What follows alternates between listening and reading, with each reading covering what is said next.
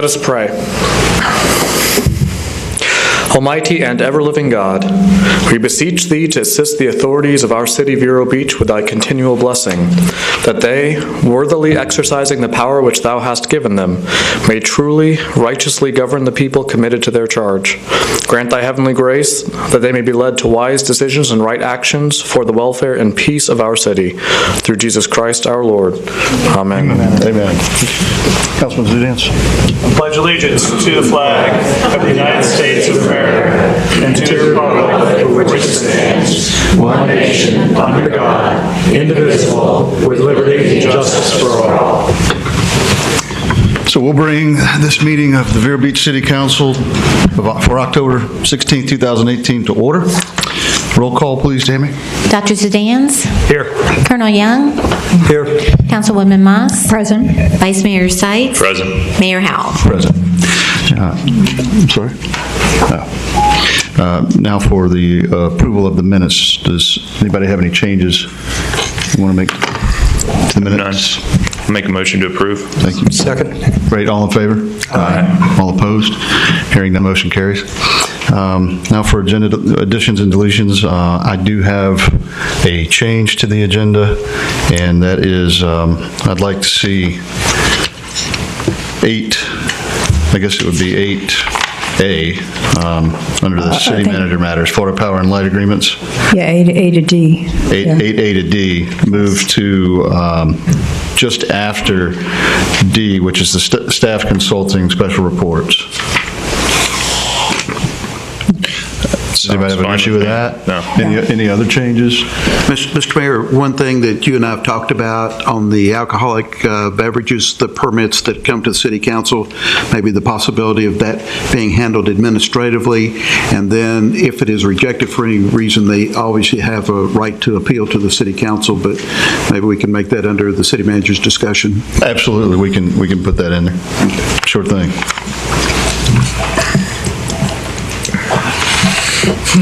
Any other changes? So the discussion by FPNL is going to come after Mr. Jones? Is that what I'm No, sir, it's going to come after Rob Slezak, I believe. No, right before Rob. Right before Rob. I apologize. Right before Rob Slezak speaks. So after we get through the proclamations and recognitions, we'll have FPL come up, and then we'll... Okay. I'll make a motion to approve the agenda as amended. I'll second that. Great. All in favor? Aye. All opposed? Hearing none, motion carries. Now, proclamations and recognitions by council, starting with the Centennial Quilt. This is Sunbonnet Sue's Quilt Guild, and we're going to ask Diane Miller if she's here, to come up to the podium. And by the way, that is an extraordinarily nice quilt. I can't imagine how difficult that must be. This is my co-chair, Cindy Barron, and this quilt has been designated as the Centennial Quilt. The Sunbonnet Sues have been an organization for 40 years, and we do various charities for our community. And I would like to introduce the 3 chairs of the quilt, and I'd like them to stand. Laddie Cooten, Ann Bryant, and Barb Scamhorn.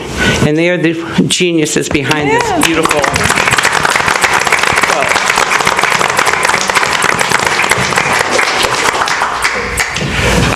We also have our centennial brochures that we, if anyone doesn't have one, we'll gladly give you one. It explains all of the charities, all the things that we do, make weighted blankets, make pillowcases for Rhina Case for Smiles, and make placemats for our Father's Table and for the Meals on Wheels organization, among many other things. So our quilt show is February 7th, 8th, and 9th, 2019, and we are selling raffle tickets on this quilt various places in Vero Beach, downtown Friday. We're going to be at the Cultural Council event January 5th at Riverside Park, over on the beach on Saturday mornings, some Saturday mornings, and it could be yours. So. Wow. Very nice. Very nice. We were hoping that someone from Vero Beach wins it and kind of keeps it in the city. That would be Yeah. wonderful. Yes. Beautiful, and thank you for doing it. Yeah, Absolutely. thank you so much. I'm probably the only one on Do you the know how many- council who's done cross-stitching, so I appreciate the amount of, time and effort that Yeah. goes into it. I know that that's quilting, not cross-stitching, Yeah. but I've actually done that kind of thing, and it Yeah. takes a long time, but it's well worth it. That is a treasure. That's Well, beautiful. each quilt Thank is you. like a unique child. I mean, you can't duplicate them. you know. Right. No two the same. Yeah. How many hours do y'all have in the quilt? Well, I actually did not, Barb, thousands. It's incredible. Thousands. Thank you, ladies. Thousands, wow. Thank you so much. That's a lot. Thank you. There's a whole lot of time. Next on the agenda, we have a presentation of a check by Karen Franke of Treasure and Space Coast Radio to the city for the 4th of July event. And Ms. Franke, if you're here, and your crew, come on up. Thinking ahead, 4th of July. I love it. Actually, we're finally following up on the past 4th of July, so I'm sorry, this is kind of awkward with the mic here. We're in radio, we're used to having a traveling mic around, so we have you should probably hear me, right? I have a big mouth. We have a check today, which represents a donation to the City of Vero Beach. We've been a partner in the 4th of July since it was just fireworks at night, and we've watched it grow into an event that's all day long, has a petting zoo, as of this past year, national recording artists, food trucks, and just a fun day filled with things that families like to do and what Vero Beach is all about. So this year, of course, the centennial, everyone's stepping it up, and we'll be stepping it up at the event too. But we're such, so proud to be part of this town and our radio stations, and hopefully everybody listens to one of them, 93.7 GYL, 99.7 Jack FM, B94.7 Fresh Country, WTTB, 105.7 FM, 1490 AM, and 97.1 Ocean FM. And yes, there is a test at the end, so we have something for everybody. But what we're really excited about, and this is new, and some of you may have heard it, we're partnering with the city for the centennial, and WTTB, which is the oldest radio station in Vero Beach by about 30 days. So if anybody else, doubts that, it's true and documented. And WTTB, anybody know what it stands for? Of course. Oh, wow. I just learned that, and I've worked there for 10 years. But we're going to be the flagship radio station for the centennial. So 24/7, you can tune in and hear about everything that's going on, and so we're really excited about that. But today, we're here to wrap up the 4th of July. We would have been here sooner, but we've been planning for the centennial. So we're excited to present this check to our friends and family, the City of Vero Beach, for $3,000 for the 4th of July. I don't know if it's earmarked for this year or next year, but there's more coming. Awesome. One more thing, I'm Thank you so sorry. much. I forgot the most important thing, and that's our team that's here with me. Scott and Kelsey from the #1 morning show on the Treasure Coast, 93.7 GYL. They're on every morning from 5:30 to 10. You can tell them in sales, right? And John Anthony, he's our operations director for the radio station. He's program director for B94.7 Fresh Country, 93.7 GYL, 97.1 Ocean FM, WTTB, 105.7 FM, 1490 AM. I never sleep. And he's also on the air. And two things when you come to work at our radio family that we say to everybody before they sign the dotted line. And one is, don't ever say that's not my job. And number two is, you're working on the 4th of July. So they're non-negotiables, but we have a radio family, and at our VIP party, we have friends and family and members of the city that we've become friends with. So we're real excited to present this check and try to keep it under 60 seconds, but sorry. Let's get a photo with you and the check up here. All right, the lighting in here is not great. Rob, can you hold it high and put the flash on? All right. Come on up here. You're on radio. Yeah, that's right. Hi, how you doing? Awesome. Congratulations. Carrie, how you been? You all right? Good to see you. Hey, Carrie, can you do that? Very good. How you doing? Good to see you. Good to see you. Thank you. Hey, you're doing well. Thank you very much. Good job. High five. All right. Scrunch. There we go. Good. Very good.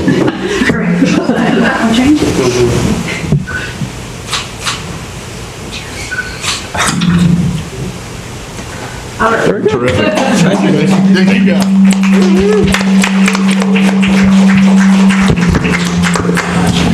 Just one thing to you guys, too, just before these guys head out. Treasure and Space Coast Radio have been a huge friend to us and a great ally, and we just want to thank them before they head out. Big thanks to them again. Big thanks to them. Thank you.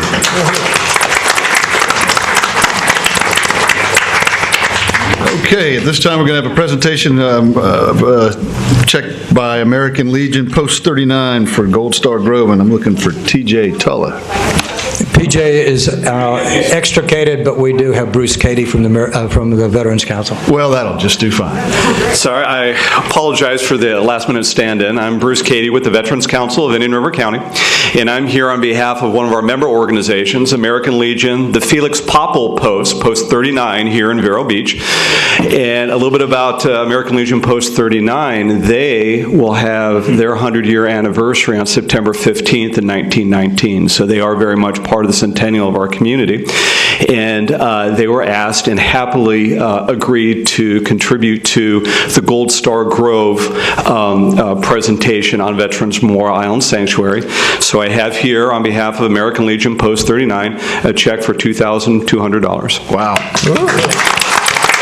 Thank you. Thank you. The mayor. Henry wants a trip to the Bahamas. Appreciate it very much. And Tammy will actually take that check from you. Come on, it's okay. Quite all right. Thank you so much. Get on up here. Come on. You won't get away with that. Oh, no. I got to break the camera.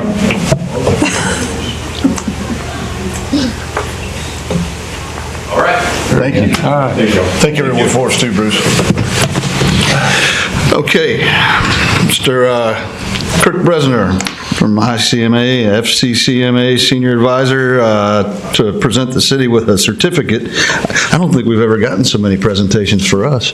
And once, this is not bad. Certificate of recognition for the city's 67th year operating under the council manager form of government. This is a big year for the city. It really is. It is. So, well, good afternoon. My name is Kurt Bresner, and I'm a retired city manager. I retired out of Boynton Beach in 2011, and we moved up to Indian River County here in 2012. So I'm a senior advisor with the Florida City County Management Association and with the International City County Managers Association. We're appointed by the boards of both organizations to serve as volunteers to assist communities. With me also today is Jason Nunemaker, the city manager of Fellsmere. And Paul Carlisle, the manager in Sebastian. So they're my backup.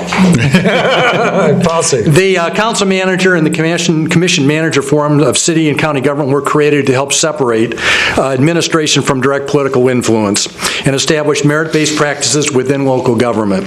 It is modeled after a corporation's framework with the voters, in this case, the voters being the stockholders, selecting a council, and the council committee, the board of directors, then appoint a manager based on their professional experience and background to advise the council or the board to implement actions, in this case ordinances or resolutions and procedures and policies.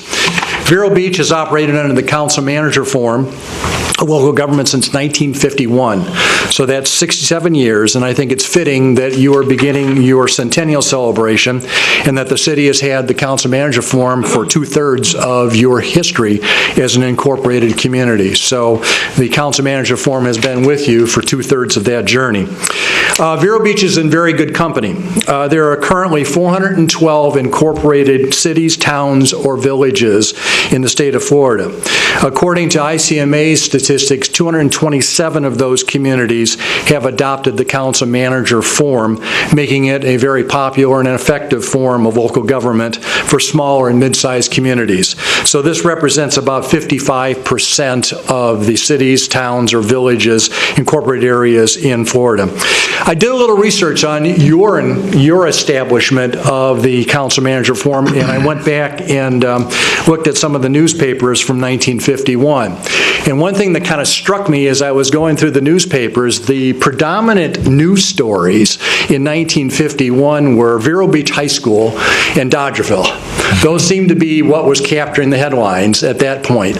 But specifically regarding the adoption of the council manager form, in February 18, 1951, the Miami News reported that the City Commission approved a special Citizens Committee recommendation to change the then commission form of government to a city manager form. The committee noted, quote, "The entire administrative machinery should be revamped and overhauled for the best interest, greater efficiency, and economical administration of the affairs of the city. The committee requested that a new charter be drawn up and presented at an upcoming session of the Florida Legislature and recommended that the charter provide for the commission manager form of government. The City Commission accepted that recommendation and requested that the state legislature make the necessary changes to approve the charter language. On May 5th, 1951, the Miami News reported that the legislature had approved the revised Vero Beach charter. In the summer of 1951, the charter referendum was approved by the voters. On September 23rd, 1951, the Tampa Tribune published the advertisement for your first city manager. And I'm going to read this. City desires man with previous experience in city management in cities owning their own utility plants such as light and water. Salary attractive in keeping with the responsibilities and the qualifications of the applicant. Charter requires for employment by October 18th, 1951. So they were on a tight time schedule because that was the requirements of the referendum.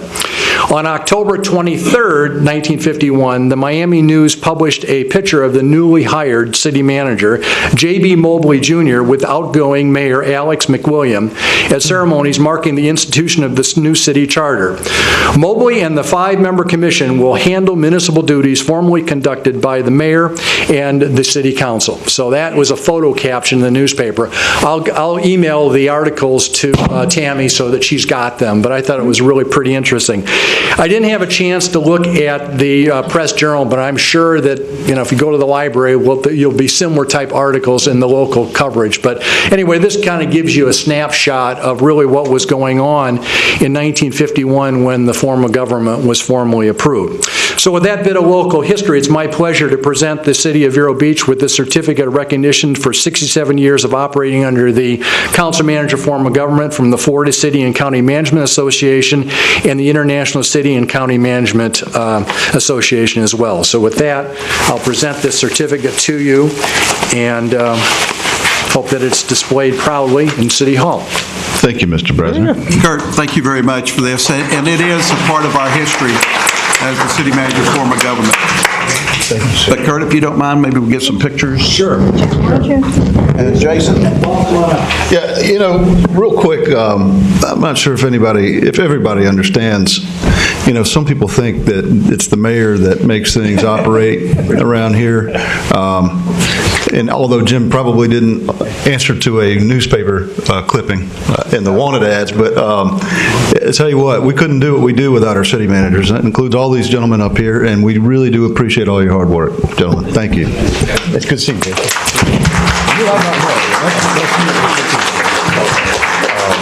Jim, yours.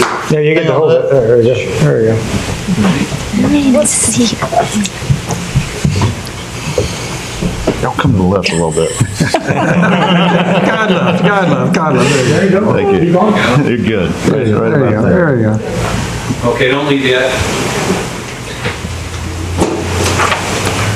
You're like a regular Olin Mills.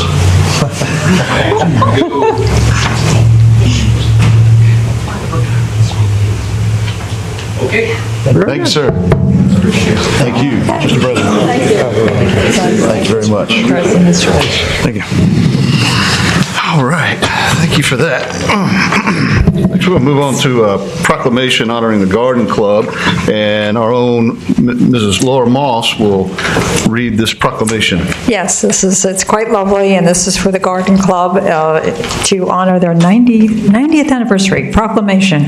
Whereas throughout its 90-year history, the Garden Club of Indian River County has been recognized for service to the community through its civic beautification projects, and whereas the Garden Club has accomplished a variety of community enhancements for the City of Vero Beach, in addition to providing landscaping assistance for a diversified grouping of nonprofit organizations. And whereas the Garden Club, at the beginning of 2002, enlarged its civic programs to include the introduction of a multi-dimensional garden event in which the entire community could participate. And whereas Garden Fest, as it is known, it's great, has won, that doesn't say all of this, but has won the acclaim of the community itself, as well as that of visitors from surrounding areas, to become a much valued annual event for the Garden Club and the City of Vero Beach. And whereas the Garden Club, in keeping with its purpose to further public education in the field of horticulture, has established a scholarship in environmental horticulture at the Indian River Research and Education Center of the University of Florida in Fort Pierce. And now, therefore, the City Council of the City of Vero Beach, Florida, does hereby thank the Garden Club of Indian River County for its long-standing role in enhancing the beautification efforts of the City of Vero Beach, starting with 2 trees the club planted in Pocahontas Park shortly after its founding in 1928. And we congratulate them on their 90th anniversary. That's fantastic. Thank you and welcome. Thank you. We have the president, Peggy, on with us. Thank you. Yes, if there's anything you'd like to say, please feel free. Well, of course we feel free. We've got 90 years under our belt. We are also involved in Vero Beach's centennial because we have been part of the history of Vero Beach. We have a lot of civic projects that we've done since 1928. We've been in the same place. We own our lands, we have gardens, and people are welcome to come. They want to call and see our gardens. We have about 255 members strong, 9 circles, and it's a lovely place to meet, and we enjoy it. This is the president, Julie Eisdorfer. I'm the vice president of the club. I'm Peggy Gahn, and it's a pleasure being here with you today and to accept this proclamation It's a pleasure for the to have Garden you here Club of today. Indian River County. Yes. Thank you. Thank you. Thank you. And I just wanted to add that on November 3rd, we will be having a celebration at our garden center where we will be unveiling the new ornament that we issue every year. And this year it will be in honor of the centennial. Very nice. That's Excellent. great. Thank you. And their meetings are a lot of fun. I've had the opportunity to attend, and they had edible flowers that were delicious. I mean, it really was. It was a lot of fun. Highly recommend. Thank you.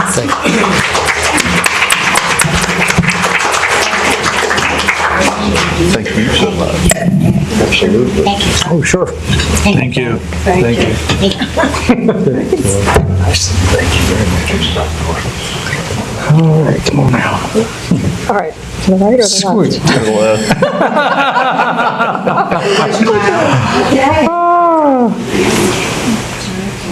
Thank you. Excellent. Thank you very much. Nice to see you all. Okay, our Mr. Councilman Tony Young will be reading the proclamation for the National Long-Term Care Residences Rights Month for October 2018. Come on up, if you would, please. There we go.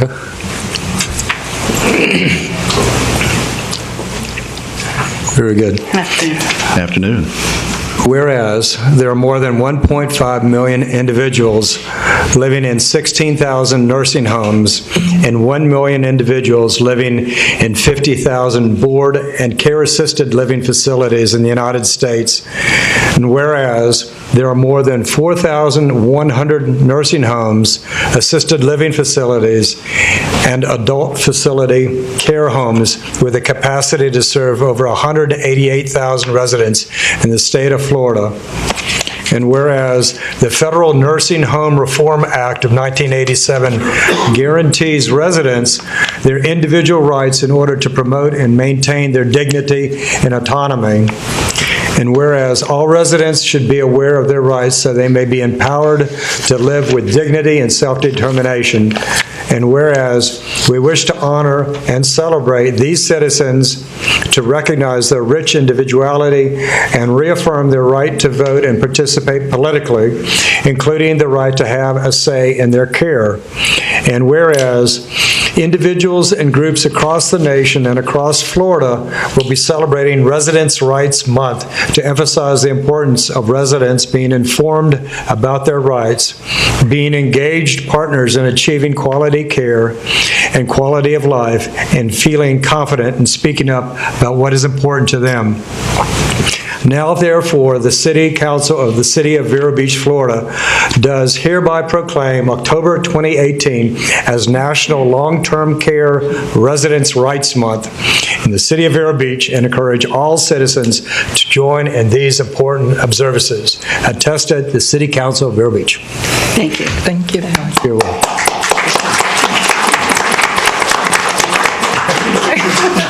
Thank you very much for offering us, and we will just tell you a few things about the Ombudsman program. We are at the Treasure Coast section of the Florida Long-Term Care Ombudsman program. In the Treasure Coast, we are now actually housed in West Palm Beach because we don't have an office of our own up here. We have 364 facilities, and we at this moment have 7 trained ombudsmen. We were down from 28 a couple of months ago. So we're looking for volunteers. And what we do visit all the facilities from the 1st of October to the 30th of September. That is a year for us. And we have to visit all these to do assessments and to talk with the residents to let them know about the program. We advocate for them by, if they have concerns, they call the office in West Palm Beach, and one of us go out and investigate, or 2 of us, as in this case. We try to work in pairs where we can. And we do recruiting, and we are presently looking for volunteers. Claudia is one of our newest, I'm Valerie, and this is Claudia. And Claudia is one of our newest recruits, and so she's still being mentored. And we're now presently doing, for the month of October, we're visiting and we're doing training with the staff and with the residents, just to tell them more about the program, how long we've been operating, what we can do for them, and we leave them little care packages. We actually do training in the bingo form because most people seem to like bingo. So we have them written up so they understand the rights as they go along.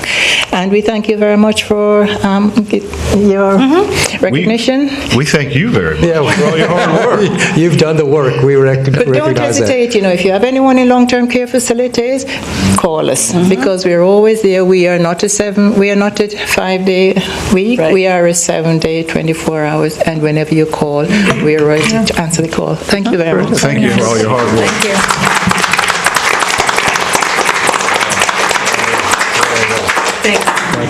Thank you. Thank you. Thanks. Thank you. Thank you. Very good.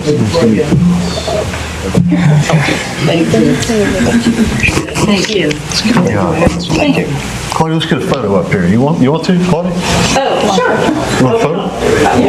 Somebody, Rob's a good photographer. Take it and send it Come on, to Rob. Yeah, come on up. Right here. Yeah. Center stage. Very good. There we go. All right, good. Excellent. Thank you. Thank you very much. Thank you, ladies. Bye-bye. Okay, at this time, we're going to move to 8A through D. This is Florida Power and Light. This has to do with the Florida Power and Light agreements, and I'd like to ask Mr. Nat Dolliner, please, to come up to the podium.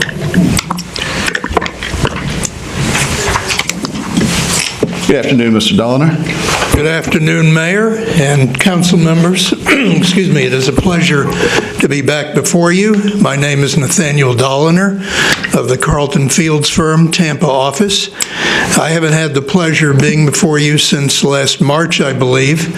Just to bring you up to date, we've made a lot of progress. When I say we, that means the City of Vero Beach, it means Florida Power and Light Company, in getting the deal to its conclusion. Obstacles have been overcome with the Orlando Utilities Commission and satisfactorily resolved, and likewise with the Florida Municipal Power Agency. As you may recall, in the initial version that was signed of the asset purchase and sale agreement, the outside closing date for this sale of the electric system to Florida Power and Light is December 31, 2018. And we certainly had hoped to close by that date, but because the proceedings before the Public Service Commission have been a bit prolonged, to give some safety valve to the closing, we have recommended to you an amendment to the purchase and sale agreement, asset purchase and sale agreement, that would extend the outside closing date until March 31 in case we need it. And so that's one of the documents that's before you today, and it basically does two things. It extends the outside closing date, as I said, to March 31 of 2019, and it also allows a middle-of-the-week closing. Apparently, when we were negotiating the deal, it seemed like an end-of-month closing was most desirable because that's often, the end of the month, the closing of the books and so forth. But I think that's no longer an issue. So we made a technical change to that to also allow a closing in the middle of the week, if necessary. And so we sent to you a memorandum, which I think is dated September 26 of 2018. We also provided with that memorandum a draft of the First Amendment to the Asset Purchase and Sale Agreement, and we gave you a red line which shows the changes, marked changes, since the agreement that was signed. So that's one document that is before you. There are also some real estate documents. Dan DeCubulis of our Orlando office, one of our shareholders, is here with me. We've had some other meetings in this deal, and I'm going to call on Dan, if it's okay, to just briefly describe to you the other documents that are in your packet. Absolutely. Thank you, sir. Thank you, Nat. Council, what we're doing today is asking for the council's approval to the general form of two of the leases that the city has negotiated with FPL. And the reason we're bringing them back to you is because we've made some changes, a few changes to them. As you can imagine in a deal like this, there's information that we didn't have at the beginning that as it becomes apparent that both sides may need to change. In this case, we have the airport warehouse. The city negotiated a slightly smaller area to lease to FPL. And so that was a change on the area to be leased. The city has obtained a appraisal for each of the properties at the warehouse, at the airport, and the amounts of the rent have been included in the lease. Also, FPL normally, and by it is appropriate, they take advantage of some specific provisions of the Florida Administrative Code relating to cleaning up hazardous spills, and they wanted references to those. So those are the changes to the airport warehouse lease. And we also had a little bit of a change to the Substation 5 lease because, again, the description of the access, the driveway to that substation that we had at the time we signed the asset purchase agreement turned out not to actually be the driveway that was actually used to get to the substation. So your surveyor, David Gay, created a legal description and sketch for the access parcel to be attached to that lease. Again, we have the rent for that, and the same change on all the leases with regard to the cleaning up of spills under the Florida Administrative Code. So those were the changes to the leases. We felt like we should come to you now since those leases are pretty well negotiated. We're not asking for anything to be signed today, and there's likely to be further changes to dates or times or some other things, the numbers that are in there, not the rent, but there will be small changes that Wayne, our attorney Wayne Kamen, has already suggested that we simply ask for approval for the general form of these leases. Also, we have memorandums. Again, that's simply for asking for council's approval of the form of the memorandums. Again, those will be made to match the leases themselves with the time that they're going to be signed at the closing. And the purpose of the memorandums is to give notice to the public. They'll be recorded in the public record to give notice to the public of FP&L's leasehold interest in those properties.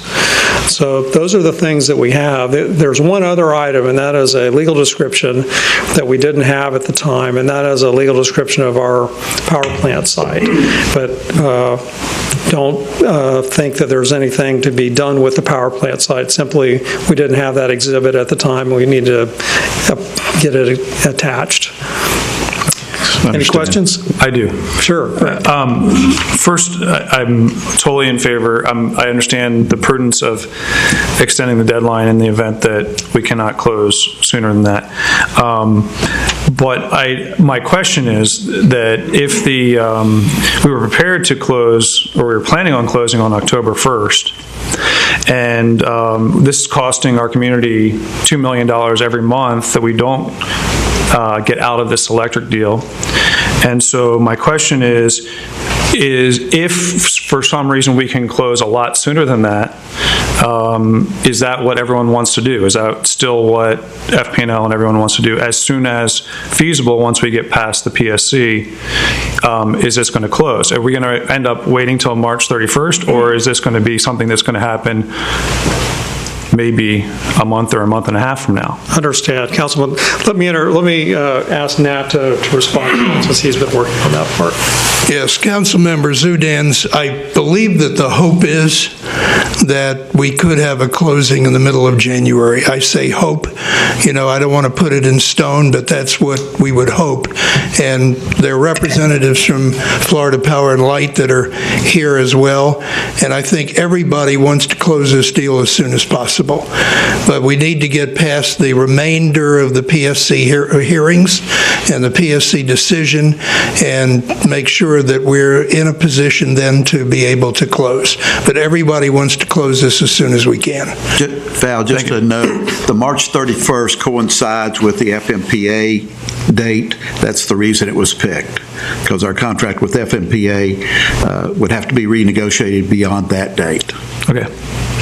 But I think what I understand from what you're saying, and what I assume, when I hate to use the word assume, is the city clearly, it's in our interest to close this as expeditiously as we can. As soon as possible. So, right, and I believe that's the case for FP&L. So other than the PSC, is there any reason why we wouldn't close? So whenever the PSC issues expire, could we close the next day? Well, I don't think we can close the next day, and I would call in some of the representatives of FP&L. There's some planning that takes place to get the closing done, and there's some timing issues with the order and so forth. There's certain periods that have to elapse, but I can assure you we are trying to get this thing closed as soon as possible.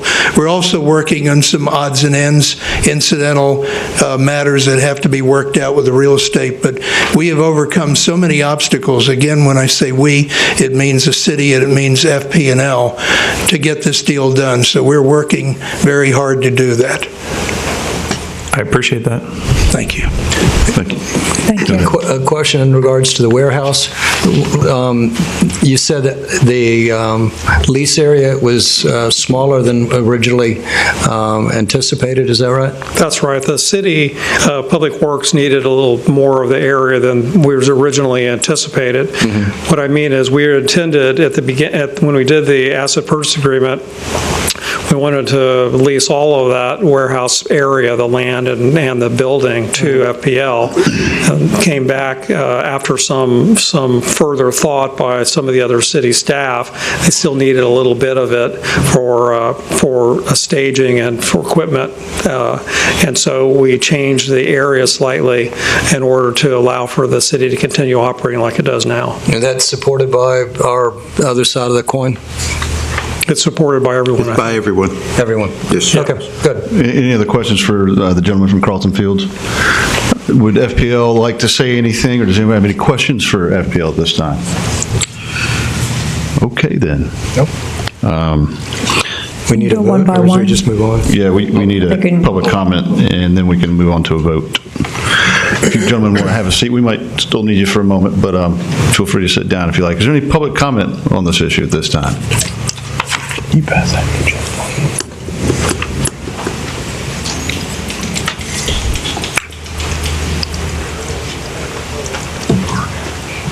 Afternoon, Ms. Hetty. It is afternoon. Of course, you don't do morning meetings anymore.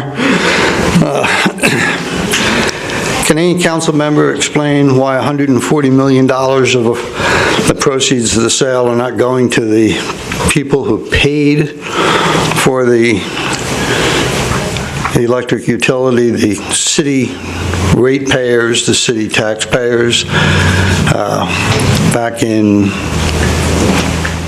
Tony's grandfather's era, decided to build an electric utility, and since then we've been criticized. Most recently in the last 15 years or so, we've been criticized heavily because of our rates, but the rates went to build this electric utility, and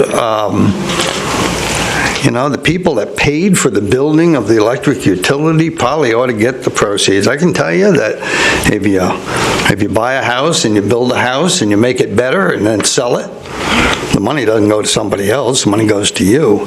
And the sale of this electric system, any council member tell me why $140 million of it isn't going to the people who own this utility?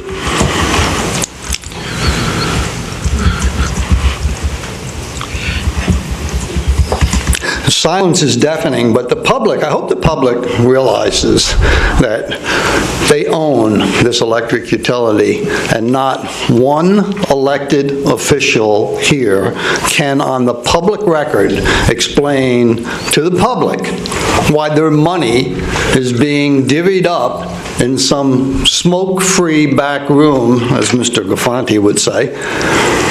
You know, this is a heist on the taxpayers, on the ratepayers, and you know, there's not many of us that care enough to be at the public podium, but this is pretty incredible. And the good doctor says he knows the answers, but he doesn't have to tell me. And he says just because he doesn't answer the question doesn't mean he doesn't know the answer. He just doesn't have to answer because whatever. I wonder if he treats his patients the same way. You know, it's interesting. There's, and I think I saw her in the back of the room, Linda Hillman. Are you here someplace? Yeah, she is. And they had two names that were on the ballot to give the voters a choice of who to vote for, of who to put on the city council to replace three that are no longer going to be there. Well, they might get reelected. But the names were taken off of that ballot for some reason. The canvassing board, the board with the authority as to who should be on the ballot, said that Hilma's name should be on the ballot, said that Hetty's name should be on the ballot, and yet those names aren't on the ballot. I got a mail-in ballot today from the Supervisor of Elections office, and I was out there and I asked if I could see the file. Could I inspect the public record to see what the direction was from the city to the Supervisor of Election as to whose names should be printed? And it's interesting because that wasn't shown to me. And so I left my telephone number and my email address, and I said, you know, the public record is available to the public for inspection. That's the law. But that has been denied. I hope the public at some point realizes that this is not about Linda Hillman, and it's not about Brian Hetty. It's about some power, some powerful people having an impact on rigging the election. You know, you don't have to go to Russia, you don't have to go to Washington to find election fraud. You can look right here in Vero Beach. And I'm not hearing any council member being quite as upset about that as I am and as a few other people are. But if you, the voting public, don't even have a choice anymore as to who will be on the ballot, that somebody pulls the strings, then you're going to have situations like FP&L coming in and stealing from you. And this has been a heist. At the couple of meetings ago, FP&L, when I was up there on City Council, FP&L wanted to continue to use the substation that's on the power plant. And after I got off the council, there was some talk about moving it over to the where the condos are, and then over to where the old post office was, and they just needed, just a little corner of it, a little back corner of the property. And without even so much as a vote, the city manager told you a couple of meetings ago, no, they need the whole property. Time's up, Mr. Heddy. Time's up, yeah. Yes, sir. I hope your time is up sooner rather than later. Thank you, sir.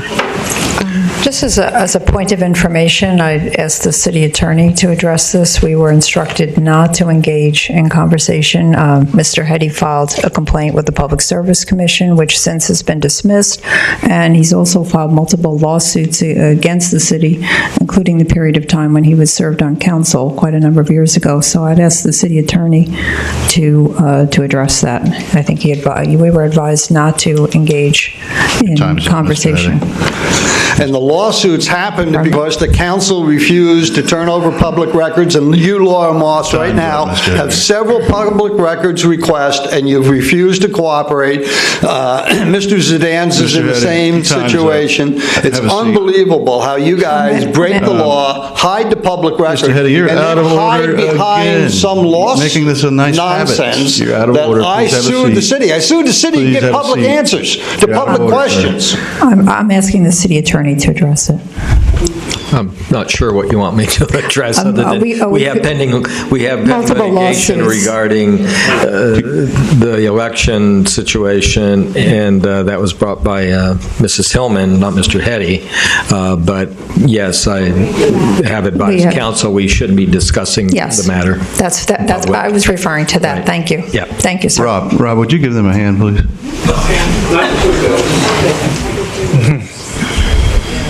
I want to hear they made that quote. It'll be fine. Just want to make sure it doesn't end up falling over. Okay, any other public comment on this matter at this time? Yes, ma'am. You're welcome. Okay, so I will entertain a motion. You actually need two motions. You should have some samples in front of you. I do. One is on the extension or the amendment of the asset purchase sale agreement, which would be final today and executed. The others are just to approve the form of the documents. I'll make a motion to approve the amendment of the asset purchase and sale agreement and authorize the mayor to execute. Okay. I'll second it. Wait, we need roll call? It's up to you. Okay. All in favor? Aye. All opposed? Hearing none, motion carries. I'll make a motion to approve the Airport Substation 5 lease agreement and memorandum of lease with respect to that lease agreement, the Airport Warehouse lease agreement and memorandum of lease with respect to the lease agreement, power plant site property description as presented or in sustainability similar form, and to grant authority to each of the mayor and the city manager to make necessary revisions to those documents and to execute such documents on behalf of the city to complete the closing of the transaction with FP&L. I'll second it. Great. We have a second. All in favor? Aye. All opposed? Hearing none, motion carries. Thank you all for being here this afternoon. Thank you, Mr. Dollar. Thank you, Dan. Forgive me, I was going to go for the last name, but I don't want to. Thank you for being here.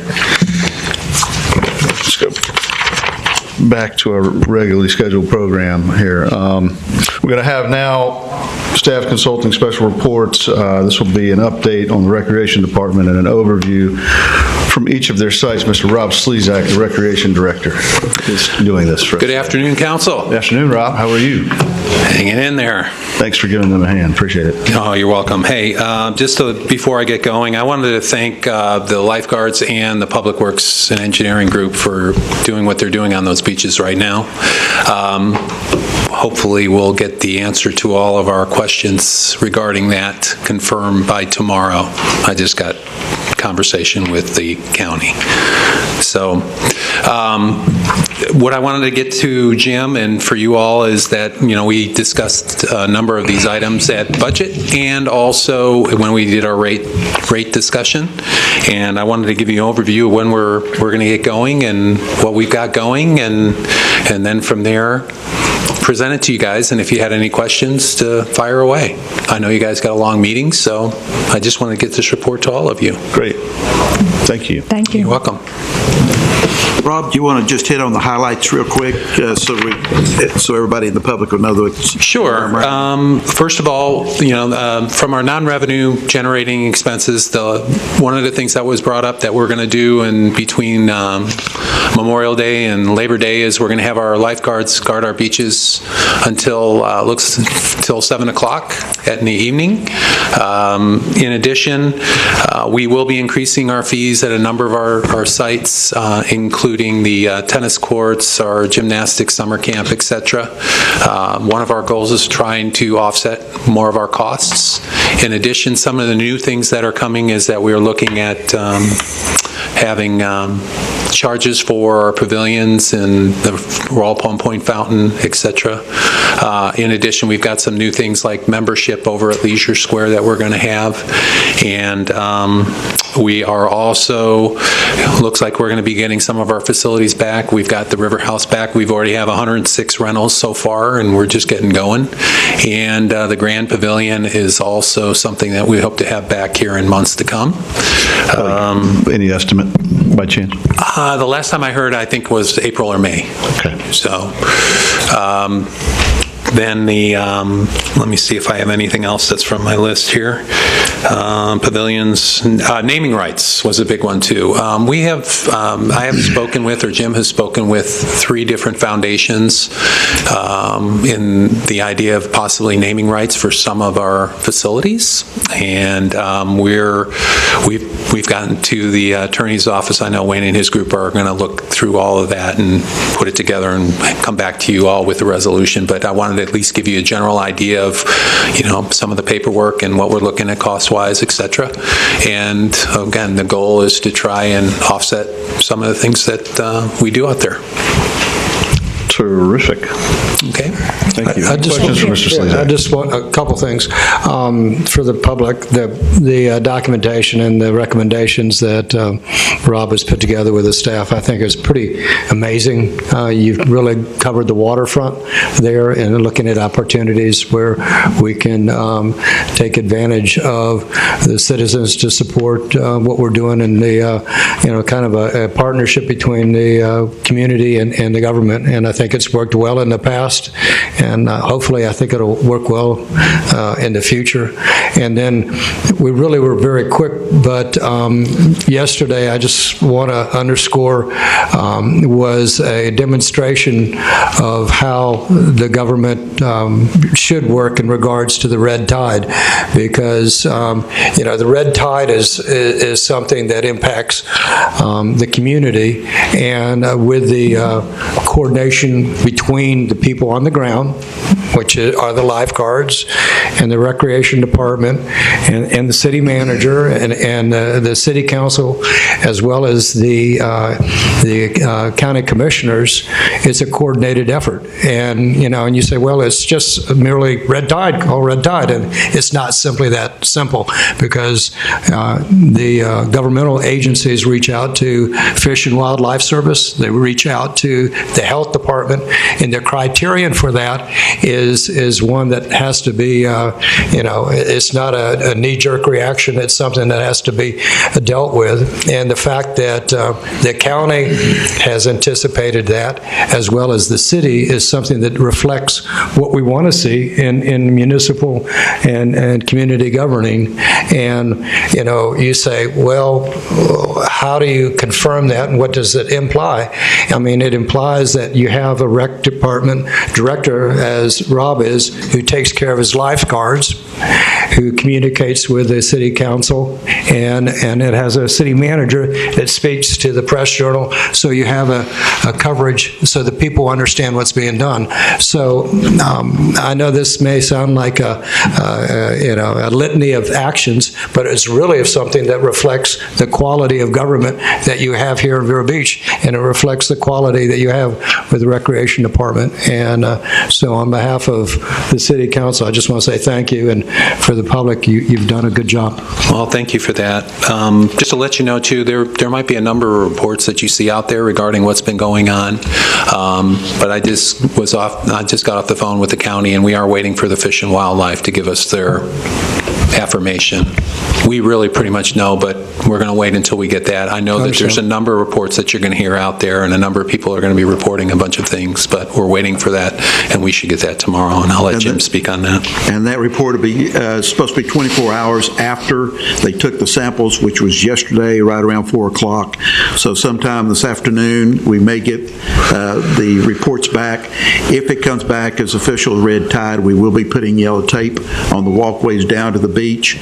We have double reds going for the last 2 days, discouraging people, and it seems to me a rational person would look, and if your lifeguard's got a mask on, that would not be a place that you would want to go and jump in the river or into the ocean, but we did have people in the ocean yesterday, so just to let you know, not everyone is, there. Well, it's predicated on the severity of the red tide, because, I mean, some of us have been out on the beach and had no reaction, and then it's a delayed response, and then you have an intensification, and all of a sudden it's much more acute. So that's right. And we've had red tide before, so it's a natural occurrence, but it still doesn't make it any less difficult to deal with. We can't legally keep people out of the water either, right? No, we can't. It's public property, and also you have a lot of private access, but also to let you know that I did talk to at least the 3 major hotels on the beach as the red tide was coming in. It came in from the north and headed south. Yesterday afternoon, South Beach really didn't have a problem until later on in the afternoon. Until later on and then today. But, for example, at Driftwood, there were some fish in Leosin that did drift up on their beaches later in the afternoon, and so we've been sort of monitoring and working with the folks. I hate that I'm saying this, it sounds funny, but I'm not kidding, because I feel like you almost have to say it. The fish are not okay to eat, so. Yes. Just in case somebody's wondering. You need to say it. Yeah, don't eat the dead fish on the beach. Yeah. Also, just for information, another coordination with the county, Monty was in touch with the landfill, so we're going to be able to take the fish out there. They have a special site for disposal of the type of fish that we're bringing. Excellent. Yep. I just want to say I totally appreciate your presentation. In the last year, there's been a total change in the direction and for a rec department, and I wanted to commend you for doing that, and I'm very happy with what you're doing. Thank you. I also wanted to list some of one other thing that's happened in the last year or two with the rec department that's been, I think, exactly the way government should operate, and that's things like the Cold Cupola fishing pier that just went in, the Royal Palm Point docks, they're going to be repaired, the dog park a couple years ago, Vero Beach rowing, youth sailing, all these private nonprofits that are working together with the city to provide services to our community without costing our community any amount of money. And I really want to encourage you to keep building those relationships and making that stuff go, because that's what is responsive, letting civil society solve problems for our community without it costing our taxpayers a lot of money. And I've seen a lot of that, especially in the last year. I like the direction you're going with everything in the rec department, so good job. Thank you. But one other thing that we had talked about during the budget process was having an overall master plan for what we're trying to do with our rec department, and I hope to see, over the next 6 months, maybe we can work a little bit more on that and present back and have a more master plan of what we're trying to do, what we're trying to accomplish in the long run with our Recs department. So sounds good. Thank you. Thank you, Mr. Thank you all. Thank you. Okay, this time we're going to move on to public presentations, and I invite Mr. Bob Jones to speak on parking. This is sponsored by Councilwoman Laura Moss. Yeah, so Mr. Bob Jones is on our city's Finance Commission. Welcome. It's just a point of information, that's all. Clicker's right there. How do I do it? It should be right there.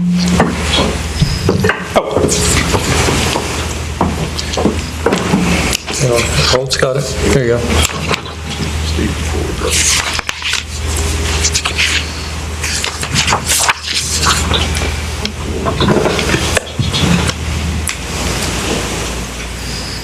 There you go. Excellent. That'll take you forward or backwards. Okay.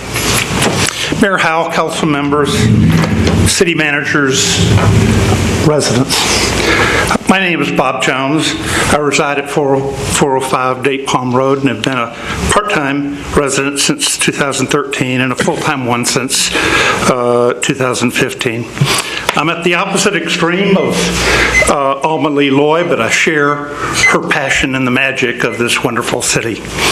I sent a letter about my observations as a non-expert in parking to Councilmember Young and Moss, and Councilmember Moss asked if I would be willing to speak at the council, and that's why I'm here. My purpose is to provide non-expert resident observation on Vero Ocean Boulevard parking challenges, and more specifically, to advocate for the so-called Stewart solution. Just to review, and I'm oversimplifying, I'm sure, but I tried to boil it down to three bullets. Availability of parking, patron parking for shops immediately adjacent to shops and restaurants. Convenient, not necessarily adjacent, parking for employees and beachgoers. That has to be part of our solution. But yet, the high cost of retrofitting parking solutions like garages, kiosks, and things like that. Those are three seemingly very difficult challenges to address, which is why it's taken so long. So just to review, and maybe we all kind of know this, but the city of Stewart implemented some years ago what I think is a very innovative solution. They created a business district designation for parking in front, largely in front of all the shops and restaurants. They imposed a 3-hour limit for parking anywhere in the business district from 8 to 6 p.m. They're considering going to 8 p.m. After a 3-hour limit, a driver must exit the zone for a full hour, as opposed to wipe off the chalk and go to a different position. Here's a position of the sign. It kind of describes fairly simplistically, how it works, but it's clearly one that can't be gamed very easily. Additional characteristics, a single parking attendant at a time and not a police officer is able to cover the entire Stewart district, entering license plates into a wireless device. The software solution provided by a third party detects violation and formats printed tickets for the parking attendant to put on the cars. They also have increasingly progressive fines, advancing from $25 to $50 to $250. Here's a picture of their district, probably similar size and in some ways characteristics to our challenge. The one difference is they do have a fair amount of secondary parking that we don't really have. In addition, they fund a free electric shuttle that makes stops every 10 to 15 minutes. And then finally, Stewart is evaluating, or just recently is evaluating, paid parking solutions. And their goal there is not because this other system didn't work, it's because they'd like to generate some revenue, to fund the shuttle.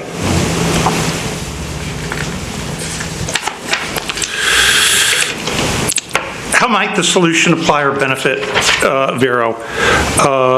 It preserves a no-cost shopper and diner parking along Ocean Drive. It effectively forces employees and beachgoers to find alternative parking.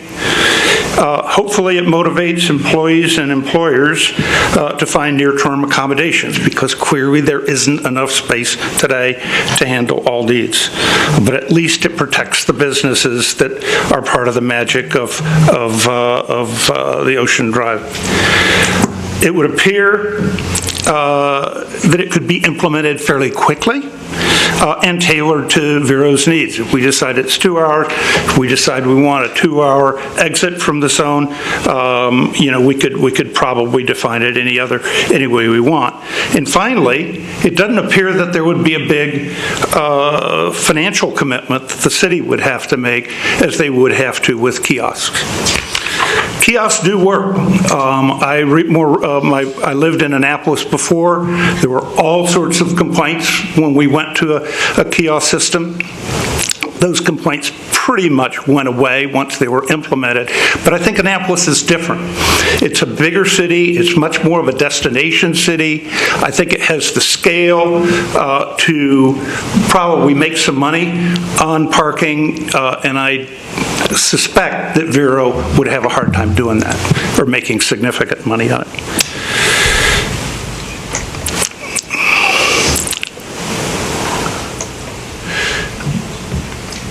Here's a picture of the thing.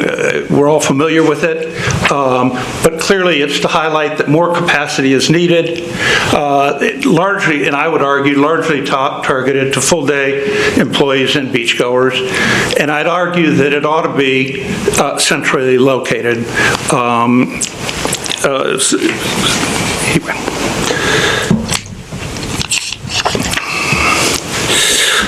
And so that leads me to advocate, as a second part of the solution, to really fully study the proposal by the owner of Ocean Grill to build, I believe, 250-space garage on his lot under the 35-foot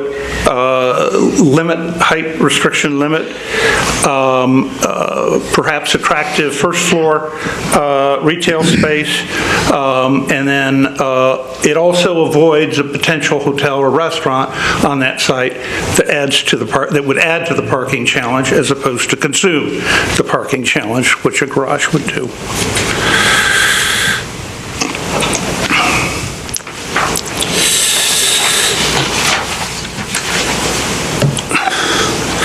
What are the advantages?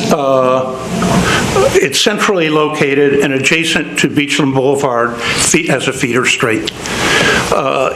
It concentrates full-day parking to minimize traffic, people looking for spots all over the place, and it may enable valet and maybe even downstream trolley options in the future.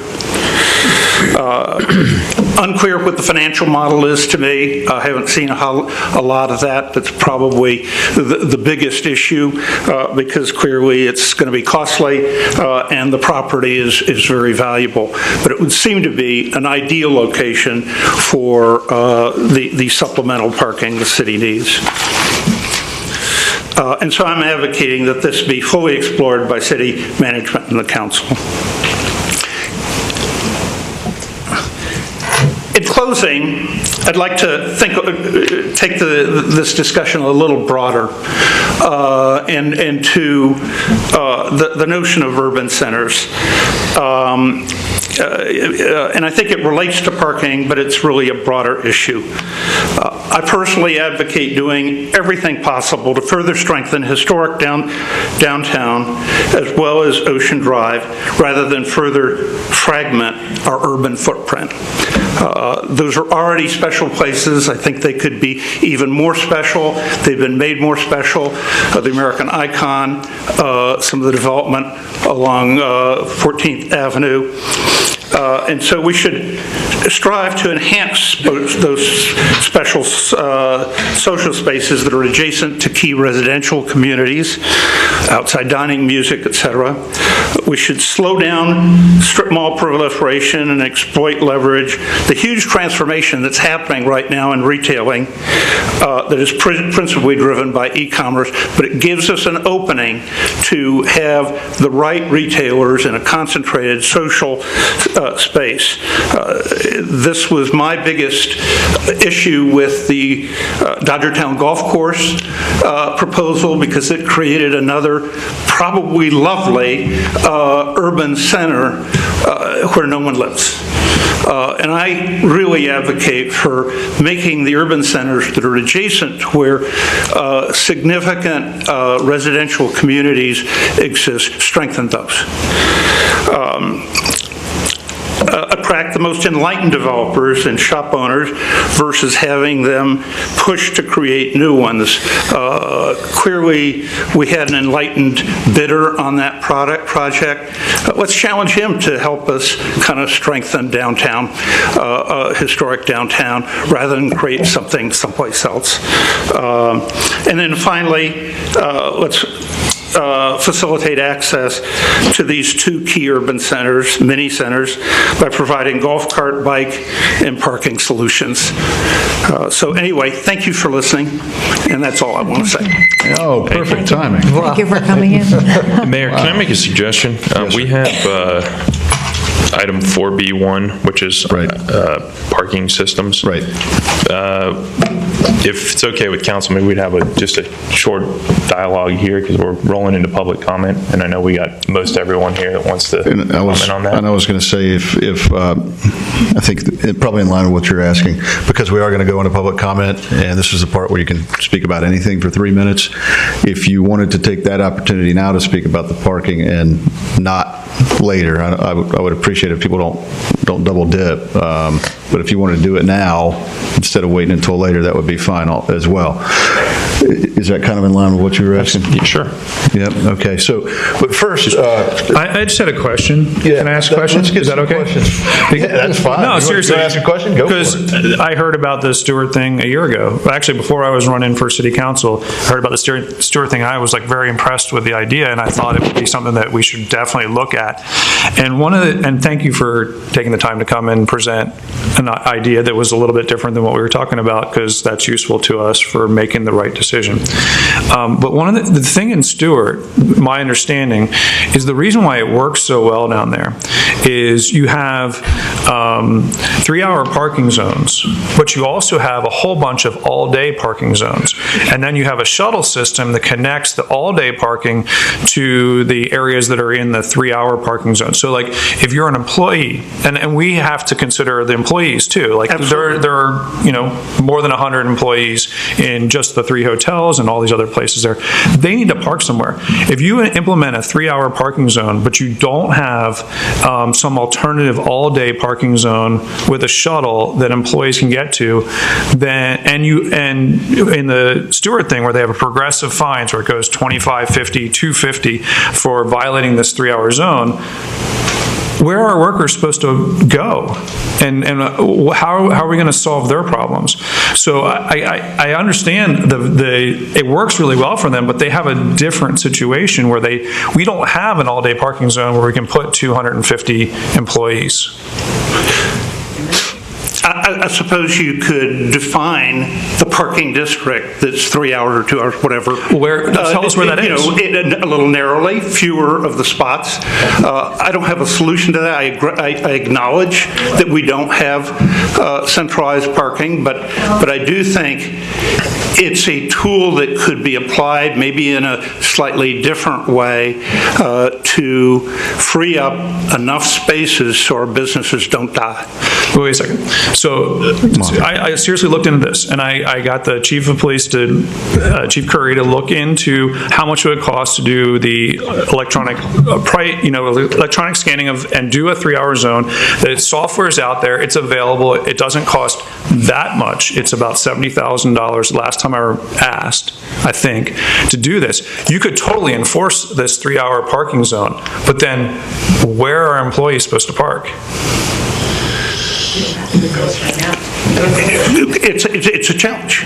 Okay, well, it's not just a challenge. There's nowhere for them to park. Well, my assumption from just kind of listening was that in addition to the restriction as far as times, a part of the solution was that there was transportation afforded to the people that weren't going to stay there for 3 hours, which is a cost. And as far as a location, for Vero, we do have some locations where a shuttle could take employees. Right, so we have about 250, I looked into this too, we have about 250 spaces up in the JC Park, JC Overflow, along the boardwalk.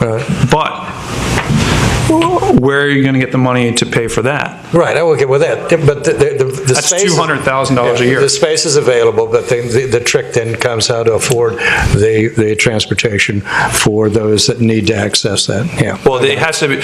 My point is that you have to have a comprehensive solution. You can't just say. Correct. I understand. The reason why this hasn't been solved in 10 years that people have been talking about it. I've been here 16 and a half years, and I've heard about it most of that time. And the reason why it hasn't been solved is because there is no easy solution. You actually have to look at the big picture and look at everything, and you can't just, one thing does not solve this. And I agree with you. And I believe if there's transportation available, you have a parking regulation capability, that may be the solution. I mean, but then it comes down to, in the past there was a concern that the transportation aspect failed because there was no enforcement. You got an enforcement mechanism here, so now the challenge is how to pay for the transportation segment of it. Yeah, or how do you pay for a $6 million garage? Well, I mean, okay, so then you come down to a graduation of cost and risk associated for the alternatives. You have the alternatives of the metered system, you have the alternative for transportation, and you have the alternative for the parking garage. Am I wrong? Anyway. One thought is clearly you could, on that one chart, you could see all the spots that are along Ocean Boulevard. You wouldn't have to make every one of those part of the special district. You could essentially put a compromise in there so that at least some spots. Yeah, but every space then that you made as a non-part of the system, that's where all the employees are going to park, and then you don't have enough spaces still. Without having more spaces, you can't solve this problem. With parking, with kiosks, you don't solve it either. Actually, you do. If it's sufficiently punitive to keep employees from parking there. If you have a kiosk that generates enough revenue to run a shuttle to the JC Park area, you do. Just to add on here, Mr. Jones, thank you very much. Appreciate the time you spent in doing this. I'm not an expert on this, just sharing one person's view. Thank you very much. Appreciate your time and due diligence in doing that. Couple updates. Some of us on council, attended a recent community meeting organized by Mary Sue and Barbara Thompson and others, which was very informative and got a lot of feedback, and hope to share some of that with you, and I'll let other council members who were there add on to that as well. A couple takeaways for me from that meeting. We're looking for action items here. I am, and one suggestion that came from that I think is very easy, something we can fix today, would be, recently, and I blame myself, we made the suggestion to go back to 2-hour parking everywhere. I think maybe a better solution to tailor there would be to limit Ocean Drive to 2 hours everywhere on Ocean Drive, and then Cardinal and the side streets would be 3. And the justification that really is, hopefully in some way we can push more employee parking back to Cardinal and the side streets right now, which is generally where it's occurring. There are some all-day lots on Bougainvillea that are taken advantage of, early in the morning till in the evening. And I think if we limit the parking there, it should encourage people that are planning on parking all day to move a little bit west. So that's one suggestion. 2, we've been talking about parking garages for some time now, and it seems to me that there's, an overwhelming drive from the community to build a parking garage. I think that's something we need to seriously look into and figure out how to pay for. There's a lot of things that we've dug up here, some different studies from the past, and been able to pull a few, key pieces from those that I wanted to impart to you all. For me, it's, while I'm very typically always in favor of looking to a public-private partnership to solve these problems, I think the true economic viability, at least to date, of that happening on the Sexton Tripson family property, the parking lot on Ocean Grill, at this point doesn't seem to be feasible for us or the best investment based on the economic structure of that and the proposed leasing of spaces at a proposed cost that numbers don't seem to work. We were quoted $19,000 per space, so under $3 million to add 150 spaces on a piece of property that we already own, which is adjacent to Seacoast. I really think that ultimately right now that's where we need to be focusing a lot of our efforts, is how do we pay for that? And the challenge, of course, is, well, if we're not, one, collecting revenue from paid parking that can be used to pay debt service on that, or if we're not incentivizing people to use that, and if we build a parking garage and make it a paid parking garage and it's free parking everywhere else, obviously that's not going to work. People are going to choose to park in the free parking. So how do we pay for this garage? A couple ideas that have been tossed around were bonds. Fantastic. It's done all the time. How do we repay our bondholders? Perhaps there's some sort of assessment on businesses. That's probably my least favorite suggestion. One that I think is worth consideration is, and we hear this constantly, all of us, about shared parking and having in the past given credit for on-street parking, which has been the primary problem to date. Perhaps there's a fee imposed on new development for deficit of parking requirement. Maybe that's something to look into, and that could help offset costs of the parking garage. Another idea that's been tossed around is, allowing business owners to actually purchase spaces in front of their businesses. They would be signed appropriately for, that business, and that money used to purchase those spaces could go to the parking garage. So, I'm open to any and all ideas from Jim and anyone on council, but I'd really like to see us put, as much effort as possible into figuring out how to build this parking garage.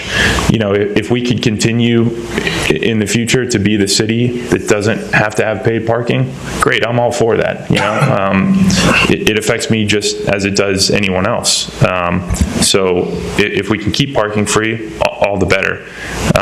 I'd love to find solutions that allow us to do that. I think in the future, one parking garage won't be enough. We'll have to look to building that. But, first things first, let's figure out how to get one up right now, make it look aesthetically pleasing to, fit the feel of our community. So, I'm putting that on the table. I'm looking for ideas from you all on how we pay for parking. I have, playing the devil's advocate, Mr. Sykes, and you may not know the answer. I'm not asking you to please give me an answer. I just wanted to make mention of, I also heard the idea about 2 hours on Ocean Drive and 3 hours on Cardinal, which sounds very good on the face, but how do you then keep Cardinal from becoming the new employee parking area, and then in turn having those businesses before us saying, hey, we don't have any parking now? Sure, and I agree that perhaps that becomes an issue in the future, but it's my personal opinion that the biggest issue that we're facing right now is on Ocean Drive. That's where the highest concentration of retail type businesses that are thriving on turnover of those spaces are. And so while I don't want to disenfranchise businesses on Cardinal, there are far fewer of those. I mean, if we go down the street and consider it, right? Mm-hmm. So you have Laughing Dog Gallery. They have their own parking lot, and there's always parking in front of their place. We move on further down. You have a lot of professional office space there. You have a cake shop that is, a retail business, but doesn't have the kind of walk-through that, a clothing store may.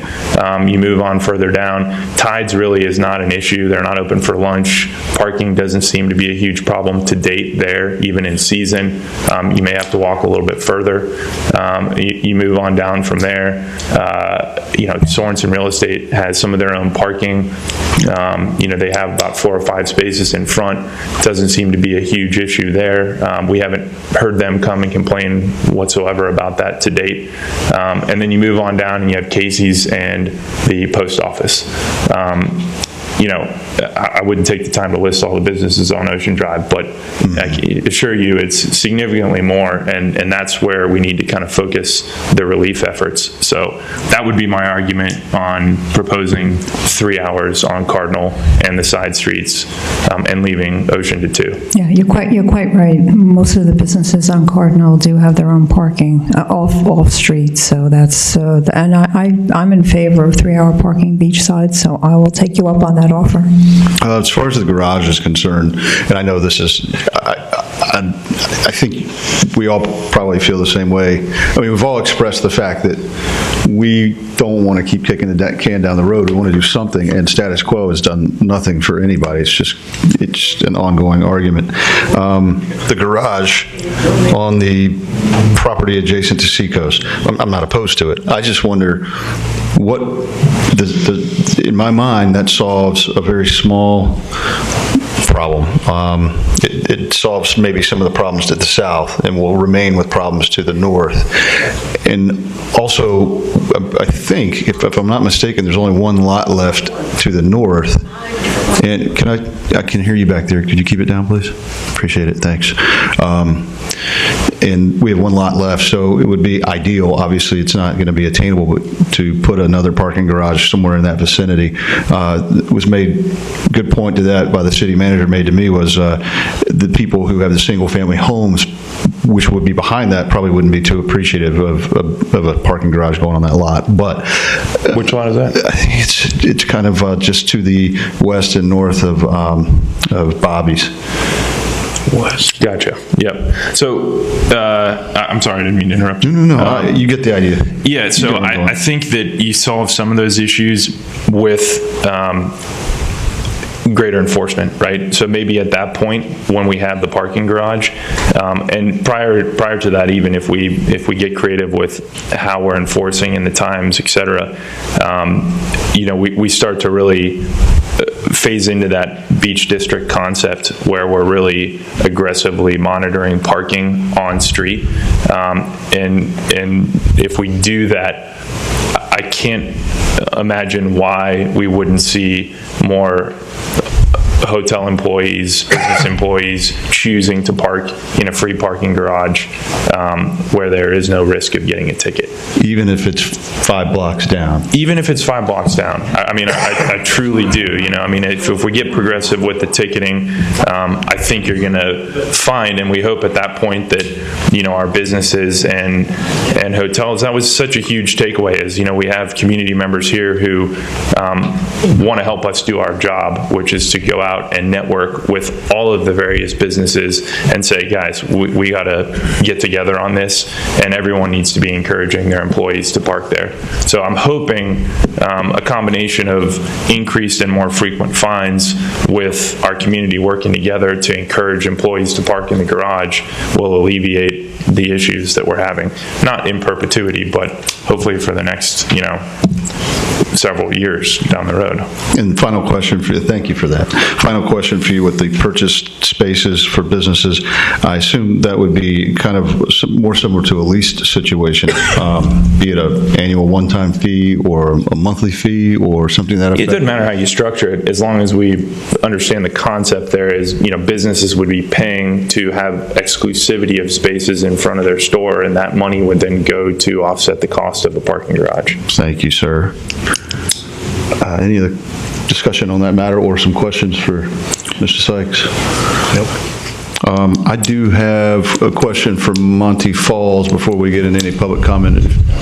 I just want to express I'm a little frustrated with this whole thing. Like, we keep doing this stuff. We keep, even before, we keep saying we're going to fix stuff, and I don't think this is a fix. Even building a parking garage, we're building it over a parking lot that we already own. So you have to subtract all of those spaces out of the new spaces. So we're talking about maybe 100 spaces net that we're gaining from building a $3 million parking garage. Just to me, it's like we're not really fixing the problem. And we're just kicking it down the road again, which I don't want to do. I'm not happy with the status quo. I want to find a solution to it. I think that our businesses deserve it. I think our community deserves it. And I think that we should be looking for a more comprehensive solution. And I think we actually have a much more comprehensive solution that has been floated out here that we should really be paying, at least thoroughly reviewing whether it works or not. And I don't think this is the solution.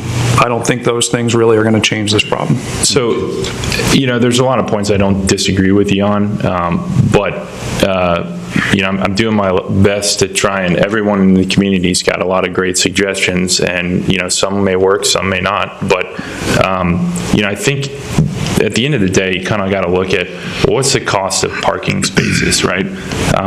Let's put aside paid parking for a second. We've gotten some numbers from Monty. I have a study here that was done in 2006. There's some discrepancies between those two numbers and the cost per block to do Center Street parking on Cardinal.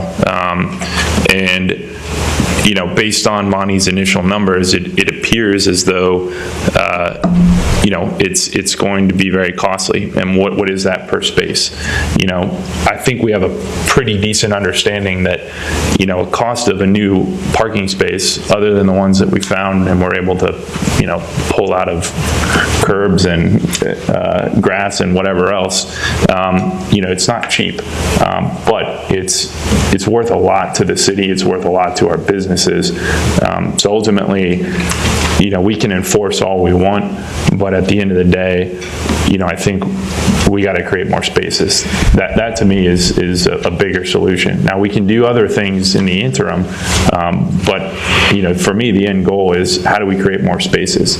And seemingly the only way to do that is to create a parking garage, to get every single last space that we possibly can, even if that means, I don't know, decreasing the width of a parking space. I'm sure there's laws and regulations against some of that.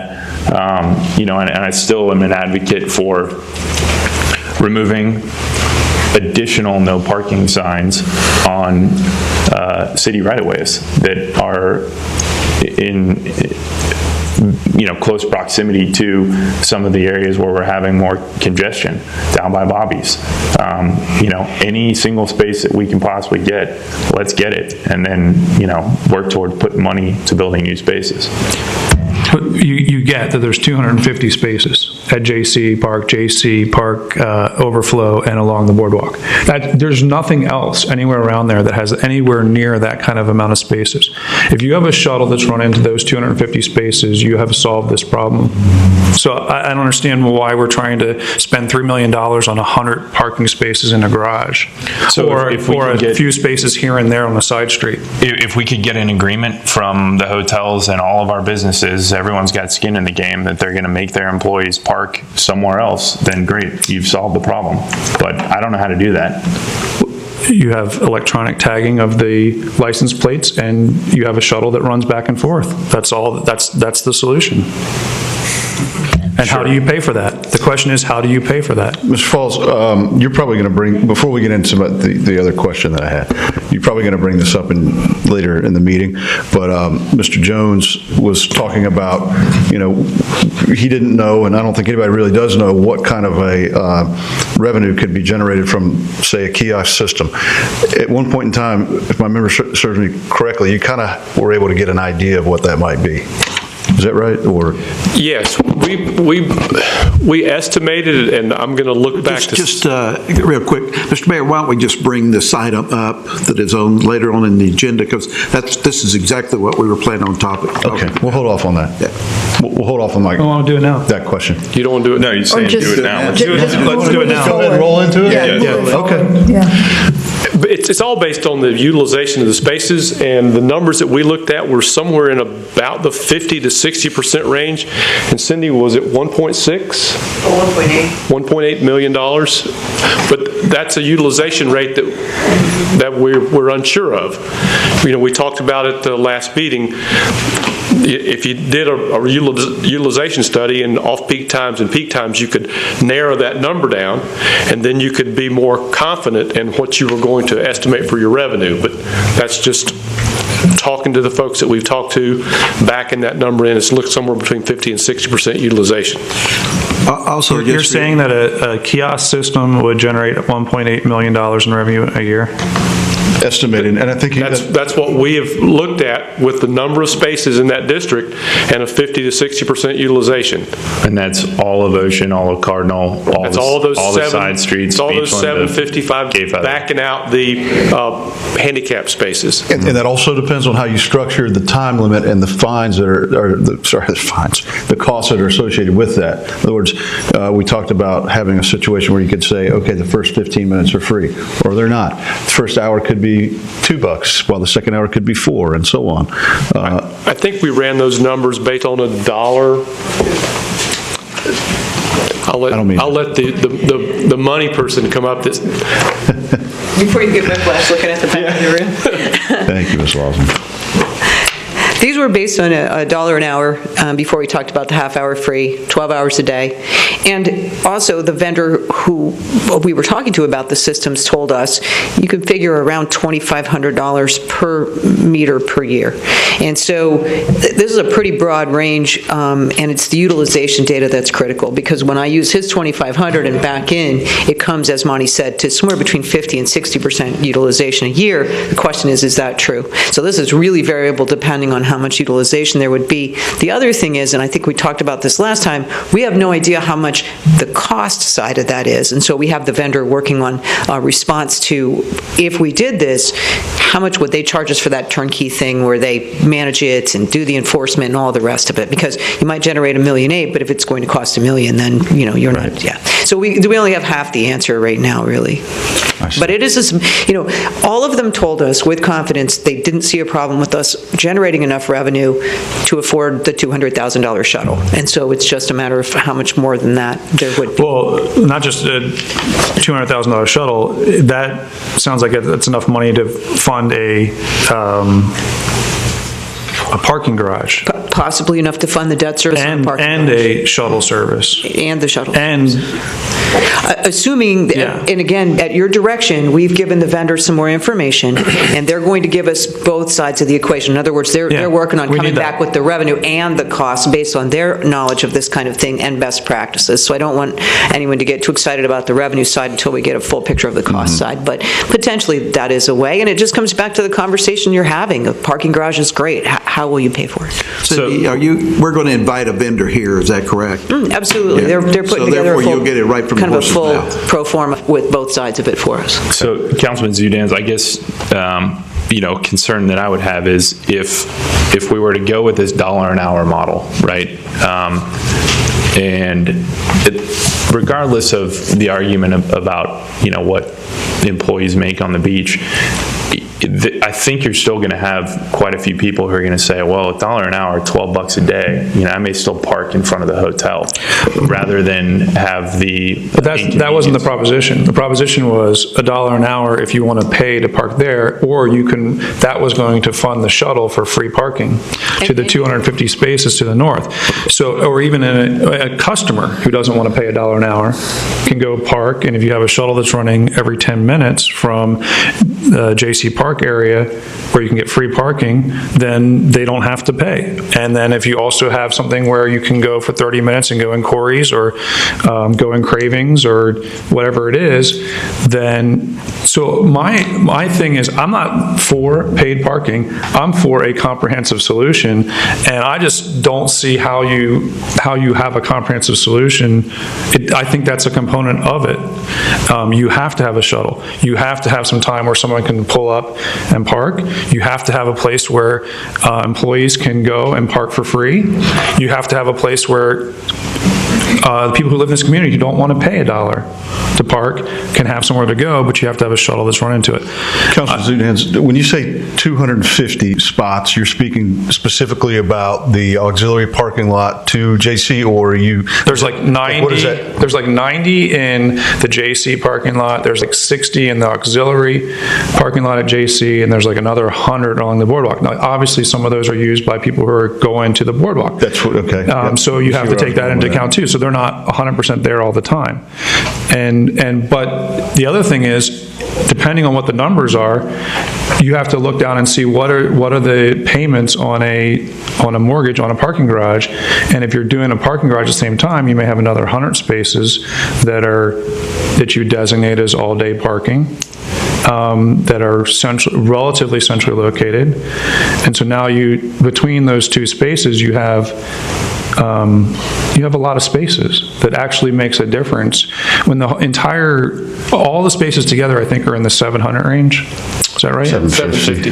750. So if you're talking about adding 50% of the spaces to the whole thing, or somewhere close to that, that makes a difference in the whole situation. That is a comprehensive solution.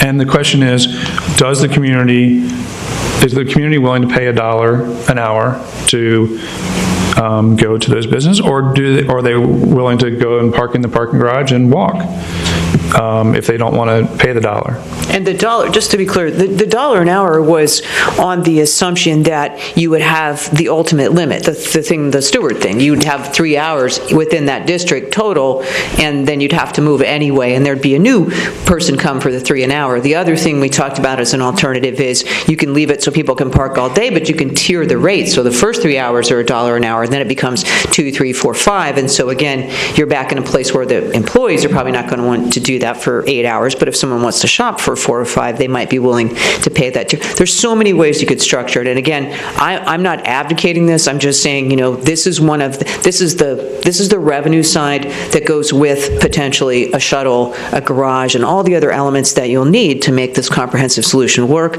But if that's not the way you want to go about generating the revenue, then certainly there may be other ways to do it. So, Mr. O'Connor, for the sake of information, how many spaces accurately do we have at JC and South Beach? Well, there's 110 in the parking lot at JC, but that's just the parking lot. South Beach. South Beach, overflow parking lot, and there's 61 in the parking lot at JC Park, but that does not count Hummelson or Con Beach or the parking facilities at South Beach, the large parking facility. Those are the two overflow lots at each of the spaces, Mayor. The 60 at JC and 110 at the other. And then actual spaces at JC, and then along the boardwalk, all those spaces. That is true. You're correct. That's correct. You're at that 250 or whatever the number is. Okay. Well, I can tell you right now that everything that we've mentioned are all great ideas, and theoretically, assuming that a combination of one or more works two or more works, fantastic. But I also think that before anything can be decided upon, we need to get some of this missing information that we have. Laura, did you have any thoughts? I haven't heard. Mr. Mayor, if I may interject just real quick, and I agree, we're going to get some more information, and I know the 6th is the time that you all only want a 2-hour because that's election day, so we won't be making any long presentation on the 6th, so it'll be the meeting after that. But I think from the council standpoint and from a policy decision-making standpoint, in order to address this, we've got to identify a revenue stream, whether that be the parking kiosk, whether it's a taxing district, taking in Cardinal and Ocean Drive as a special taxing district, levying a tax citywide, if that's what you want to do, or however you would come up. Once you identify the revenue stream, we can identify the solutions. But you've got to figure out what it is that we as a community will tolerate for a revenue stream, because this is going to be an additional cost. There's no way around it. And you just got to be able to say, yes, we're willing to bite the bullet, and we will get a revenue stream of this. And if the revenue stream's $300,000, we can build a $6 million parking garage on Humison Park and pay a debt service on it. $6 million. I know that you're not advocating any of those ideas. I can tell you right now that if we had a tax on the city as a whole, you're going to have a lot of blowback from people who will say that you're doing this to benefit Ocean Drive only, or even, I don't use those facilities. I don't go to the beach. I don't shop there, what have you. And I'm not telling you anything you don't know. Because you and I have had these conversations. The key is, if you're going to address the problem, you've got to find a revenue stream to address the problem. Mm-hmm. There is no zero cost of addressing the parking problem. We beat this thing to death every which way you want to. Somebody somewhere will have to pay for a parking space. We've identified parking spaces are very expensive on the beach area. Okay, to build one parking space, whether it's $10,000 or $15,000 to put it in a parking garage, you have to identify where do we get that $15,000. So, and just, you're preaching to the choir here. So, and if you're just looking at from what should government do, how should government structure costs when there are costs? And really, the fairest way to do that is in the idea of user fees, is the idea that if you're using a government service, you're paying for it. If you can do that. You can't always do that. But the idea of the kiosk fits exactly with that idea that if you're the person who's using the parking services on there, you're the one who's paying for the parking services. And if you keep it very reasonable and at a level where people are not bothered by it, I think that it's the solution that's going to be most accepted by the community. And you're always going to have lots of people who are opposed to every idea. There's no solution that we can come up with that you're not going to have a large part of the public or a significant vocal part of the public who's going to be opposed to it. We just have to do what we think is the right thing. We actually have to think about it, think it through, do our research, but then in the end, we have to actually make the right decision, even if people are going to complain about some of the choices. No one is going to be happy with everything that we decide. That's our responsibility. That's why we ran for elected official, to be an elected official, is to actually represent our community and do the things that we were supposed to do. And so I think I understand what it is, but we have to get there as a group.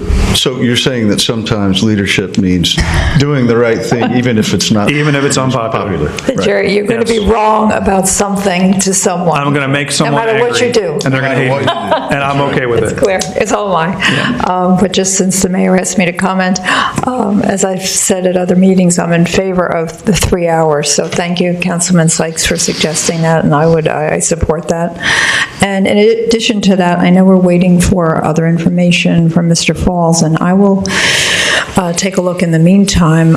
As you know, one of my favorite pursuits is tourist tax, and I think we are getting closer to that with the county in agreement in terms of a more reasonable share of it, because as you know, we already generate a huge amount of tax. We're just not spending it on infrastructure. And thank you to Mr. O'Connor for talking about the revenue stream, because that's what got me thinking about tourist tax, because you're right. What is the revenue stream to pay for this? And perhaps we already have one, because by state statute, it can be used, as you know, for beach park facilities. I don't know how broadly that's defined. I will check on that in the meantime, and maybe that's a conversation worth having, worth pursuing. I think the county's more amenable at this point, and I appreciate that from the county. So I will look into that while Mr. Falls is looking into other options. Thank you. Sounds like a good idea. Thank you. Colonel Young.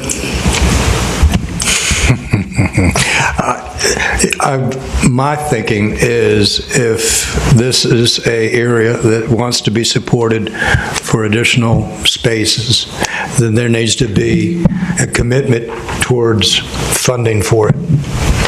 And, you've got an alternative where they can be incentivized, or it falls on the entire community to absorb the cost.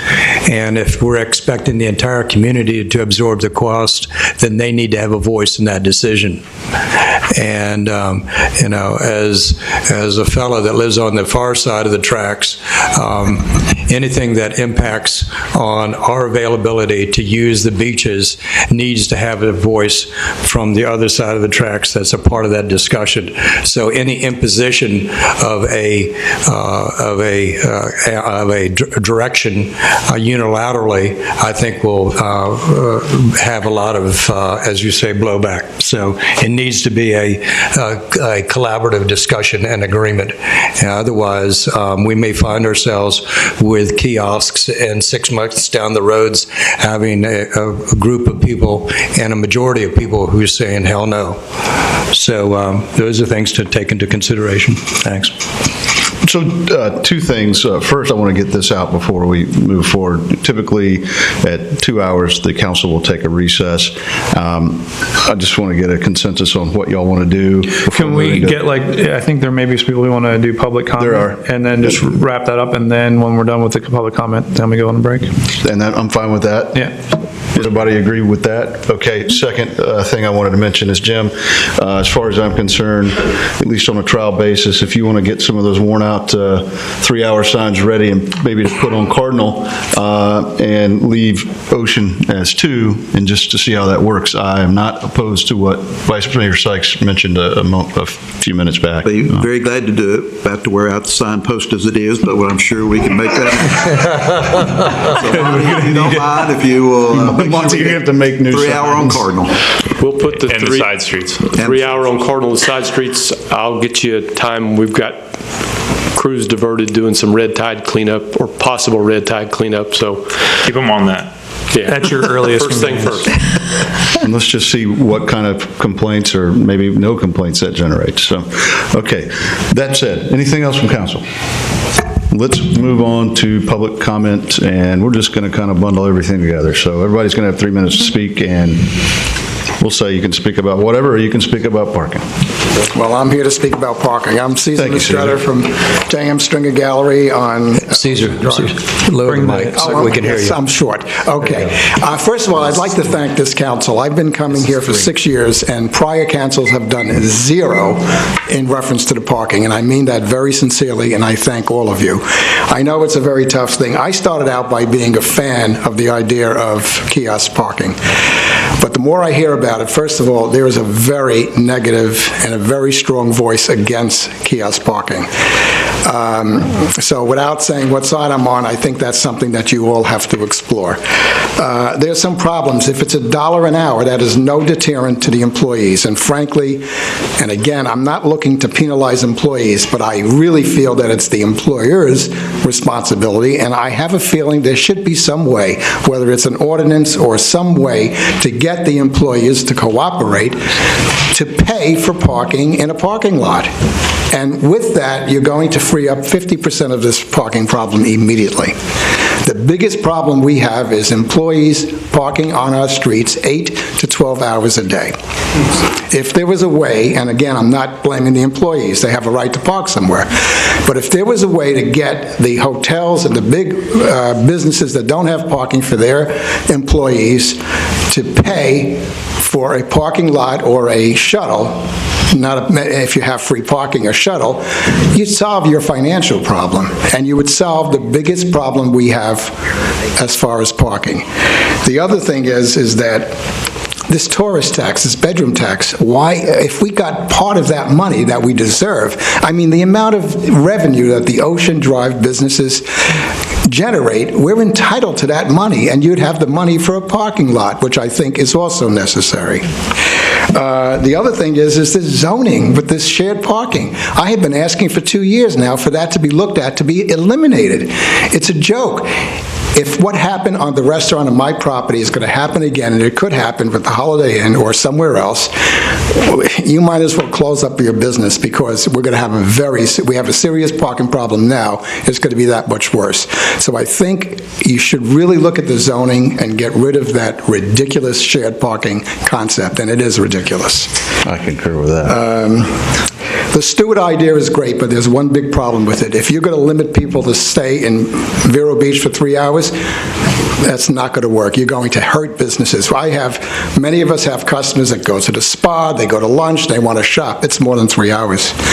If you make it longer, you're allowing the employees to stay, and you're right back to the same situation. So I don't think the Stewart idea, even though there's some good parts of it, I don't think it works. And that's what I have to say. Thank you. Thank you, Caesar. Jim, real quick, just questions popped into my mind. If somebody, for any reason, decided that they own a lot, an empty lot on Ocean Drive, or even Cardinal for that matter, and they wanted to turn it into a parking area, is there anything keeping them from charging to park in that area? No, absolutely not. Or making it a parking lot for that matter? No, absolutely not. As a matter of fact, we've made some offers that if people would lease us the land for $1 a year, we would open it up, maintain it, and operate it as a parking facility. And there have been no takers on that in order to try to. But the key is our parking facility would be zero. We would charge nothing for the parking. Mm-hmm. Again, if we want to purchase a lot, then the revenue stream is the important part. And if we wanted to charge for it, if somebody said, yeah, Jim, I'll lease you that for $1 a year, but I want you to charge and I get 50% or something like that. Absolutely, we would do that in a heartbeat. Okay, thank you. Sorry to interrupt public comment, guys. Go ahead. This is your meeting. I'm just a guest. I'm Julie Knight. I spoke to you guys last time. My husband and I have 4 businesses on Azalea Lane, which is a side street. So first and foremost, I don't want 3-hour parking on the side street. I don't think it's right. If you can't take parking on Ocean Drive and then shove it back to all the other businesses and say, oh, sorry guys. I moved off of Ocean Drive, 3227 Ocean Drive, 3 years ago because parking was a problem. I moved to a side street and renovated a business. We love our side street. We love the 2-hour parking. It moves, and we do well there. So, Monty, before you get your signs out, I want it noted for the record that if you want to make it 3-hour parking, then it needs to be 3-hour parking everywhere. But it's not fair for you all to decide what businesses are more important than others. So, have that set in stone, please. 3 hours is not a problem if it's monitored. And the one thing that we have gotten out of all of this is it's not monitored. The parking guy cannot make the rounds. So hire another guy, make it 3-hour parking, ticket it at 3 hours. I'm okay with 3 hours when it's ticketed at 3 hours. But when you make 3-hour parking, it becomes 6-hour parking. And 2-hour parking becomes 4-hour parking. So Julie, my problem with that is that Cardinal is very, very unused, and you're not giving, if everybody's 3 or everybody's 2, there's no incentive to use Cardinal. Well, I feel bad saying make Cardinal 3 but leave Azalea 2 because that makes it seem as if this is all about me, which for 5 minutes it is all about me. But what I'm saying is, as a business owner with 4 retail stores on Azalea Lane, you're supposed to advocate for your business and your customers. I would like to advocate and I hear you. For 2-hour parking on Azalea. I just think it it just works. And everyone has said it, the 2-hour parking really makes a difference. If we did the license plate recognition, I think we talked about 3-hour parking being okay because you can actually monitor it at 3 hours. I get it, 2 hours isn't enough to go shop and eat and do all of this, but 2 hours is really 4 hours and 3 hours is 6 hours. So please, let's before we start changing all the signs around again, let's really look at what we're talking about as far as parking and the hourly rate or the time limit for parking. Julie, just to clarify, I'm confused. So you are or are not in favor of 2 hours on the side streets? I would like to, if you're going to make Ocean Drive 2 hours, I think the side street should be 2 hours. Okay. Because gotcha. what you're doing is then taking all the hotel employees that are parking and they're putting them in front of my store all day long. I mean, so, that's what you've done. Yeah. And I'll gladly extend your time here because I'm coming into it. But on council, do we? There are certain areas, we're trying to do a lot of things with wide swaths here. There are certain areas that are more heavily trafficked than that. Azalea is one of those. We have Casey's there. People are coming in and out like crazy all day long for Casey's breakfast, lunch, and dinner now. Can we be more selective and say, okay, Azalea, look, Val, I know this isn't... Casey's, and there's a bank right there that's heavily used on short, like they're going into the bank for 20 minutes. I mean, you have to go and look through every single business and like have a separate system for... The whole reason that we decided that we were going to sunset the 3 hours we did for the summer was to force us to actually do something. And yet we need a comprehensive solution. We can't just like keep doing these little tiny fixes. We're not going to solve the problem. We're not going to make everyone happy in the long run. I mean, if we're going to change the time, I say you do 2 hours in Ocean and 2 hours on the side streets and you do 3 hours in Cardinal. That's probably the best of the solutions. But you know what? We're going to be back here in 2 months and all the business on Cardinal is going to be complaining that all their spaces are taken in front of their businesses. I don't disagree with you, but even if you were to implement a paid parking system or look to a parking garage, that's all down the road. I mean, it's going to take, we have 8 to 10 weeks, they've said. That's what they've told us, and we haven't even heard the full proposal yet. Yeah. And while that's happening, people are coming back here. So I'm just doing whatever we possibly can in the interim to help our businesses. I don't like being nitpicky here either, but this is the only control we have right now. By the way, if somebody has a silver bullet to solve the whole problem, that'd be great. I would just like to request that the side street parking stay the same as Ocean Drive. I don't have a problem with that. Do you have a problem with that, Vice Mayor? No, but there's other business owners that are going to tell you the exact opposite. I mean, we'll wait and we'll hear everybody. Yeah. I understand. We're going to hear everybody, but... So, thank you. Now I still have like 3 more minutes. So it's funny, I had the same reaction when we put the Stewart plan up. Ample secondary parking, I wrote it down and then I put by it none because we don't have any free electric shuttle. I put by it, nothing is free. So the same things that you brought up, I also saw when we were talking about the Stewart plan. And we keep talking about JC Beach and we keep talking about the shuttle. But the one thing that we're not talking about is that we did do the shuttle. The hotels didn't want to use the shuttle. So my question is twofold to be thought about and not answered right now. But in season, does JC have enough parking spaces? And finally, is the shuttle going to work this time and how are we going to make it work a little bit better? So those are just 2 things to think about as we're thinking about that whole plan. Those are good questions, and the primary reason why the shuttle didn't work is because there was a much easier alternative for workers, and that was to go out and wipe off the chalk. Okay, so why would I park my car? If I'm just look at the mindset of the worker. If I can park at River, if I can park and am I going to park at Riverside or am I going to park in front of my business and wipe off the chalk every 3 hours? Right. I get that, but my understanding at the last city council meeting was that the reason it didn't work was because the hotels said that they had to clock their employees on and that they had to pay for liability. That was only the reason that they couldn't force their employees to do it. Okay, all right. Their insurance companies told them they could not do that. That was the myth to me as to how all of a sudden that all went away. Finally, and now I will be done, but emails came in and you all have seen all the emails and I'm sure read all 5,000 of the emails, but I would just like to read this email because this really does directly affect my husband and I and our businesses. It says, hello. It was to City Council, to Tammy.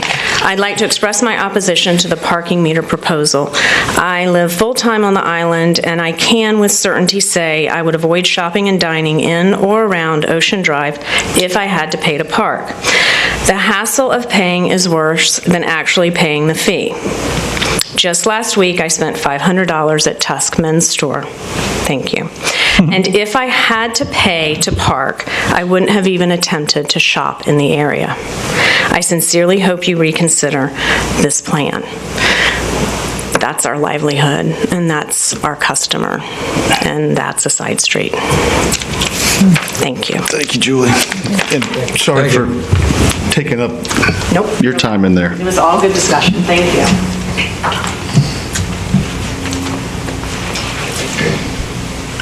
I have something for all of you. Great article right here.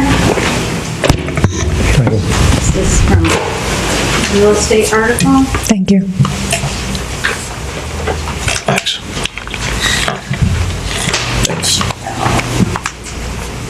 Would you like one?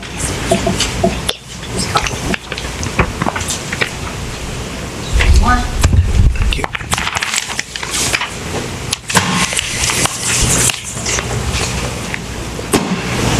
Just to be clear, guys, we did give Julie more time because we ate into her time. So we're doing 3 minutes unless we decide to give you more. Your time has not started yet, so you're fine.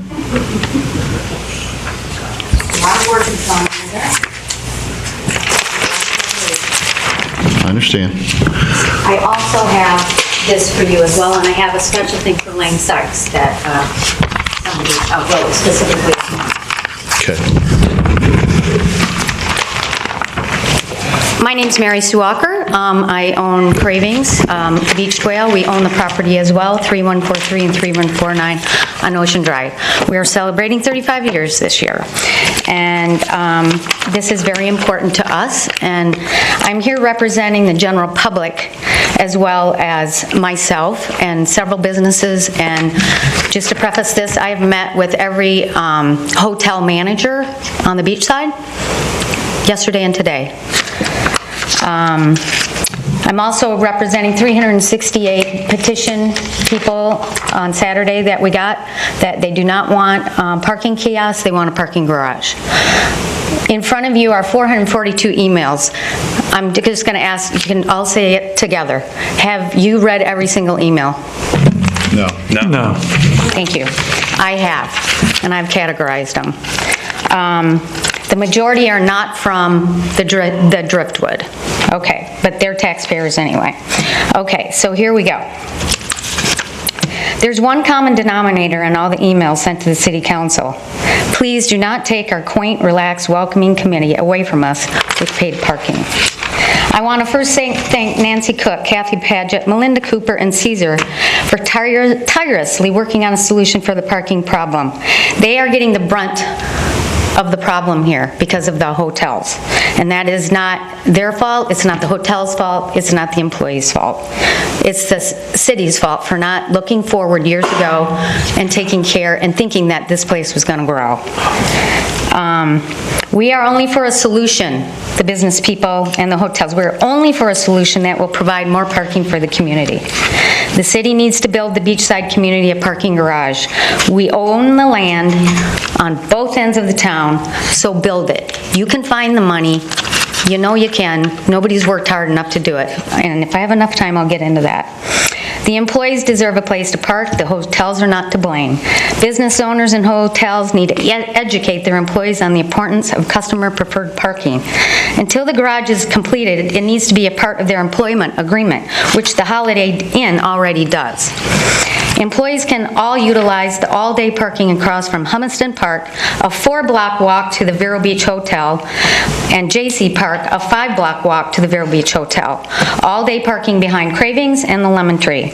A little creative scheduling is all that is needed, and the hotels can help their employees with complimentary rides to and from the lots if needed. Kimpton does it all over the world. They can do it in Vero Beach. And so will Gloria Estefan's hotel, because she loves this place. It's dear and near to her heart. and she will help as well. The driftwood goes without saying.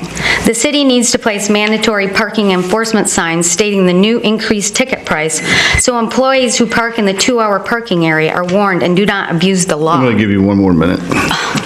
Okay?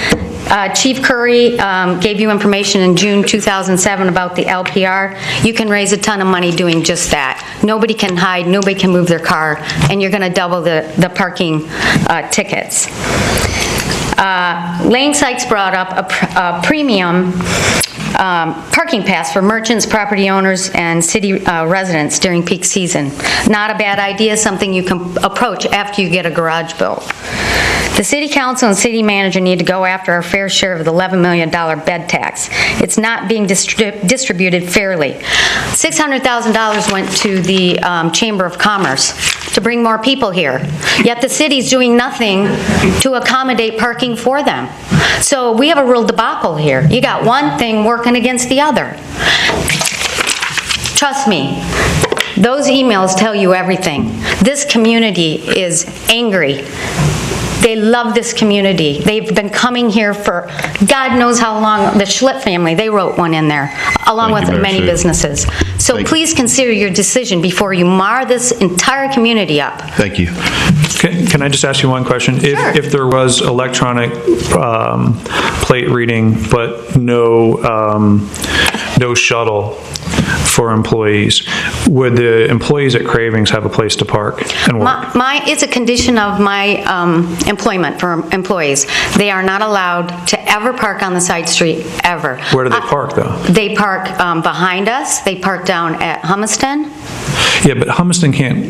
So if Humiston was part of the electronic price, then where would your employees park? No, you cannot take the free parking areas all day away. You can't possibly do that. Yeah, but there's not enough there for all the employees, right? I beg to differ with you. You don't work down on the beach. I go on the beach all the time. I understand that, but you're not there 7 days a week, 14 hours a day. For 35 years. I am, as well as these people. So you're saying that you would be satisfied if it was electronic license plate reading, and that's the only thing we did? You would think that would solve the problem? No, I don't. This is what's going to solve the problem, what I just told you.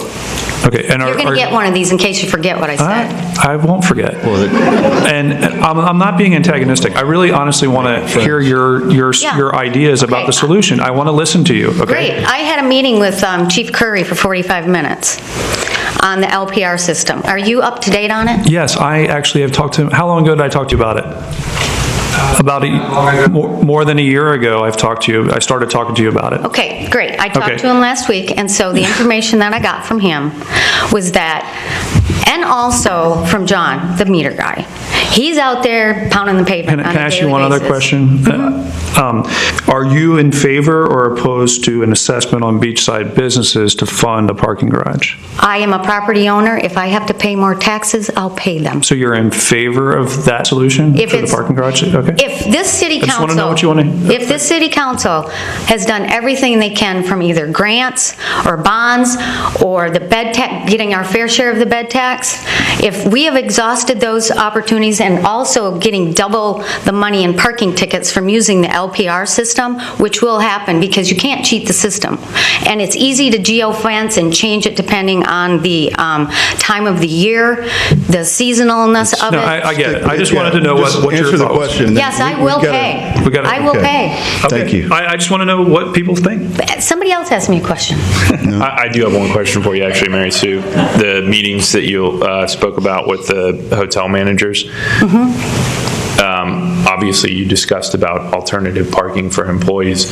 Were you able to get any sort of commitment from them to actually mandate the employees I got no commitment. I will say this.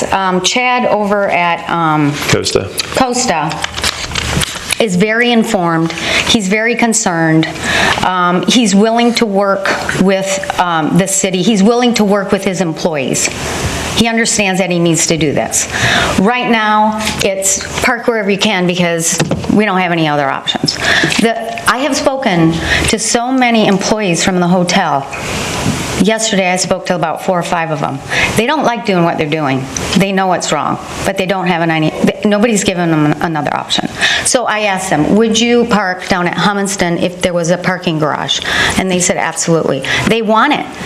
They absolutely want it. They're risking their jobs actually sneaking out, changing, or, moving their vehicles. And eventually, they're not going to be able to do it at all because I told them the parking tickets are going up to $40 or $50. So they will participate if we just approach it in a decent way. They will. We just need to educate.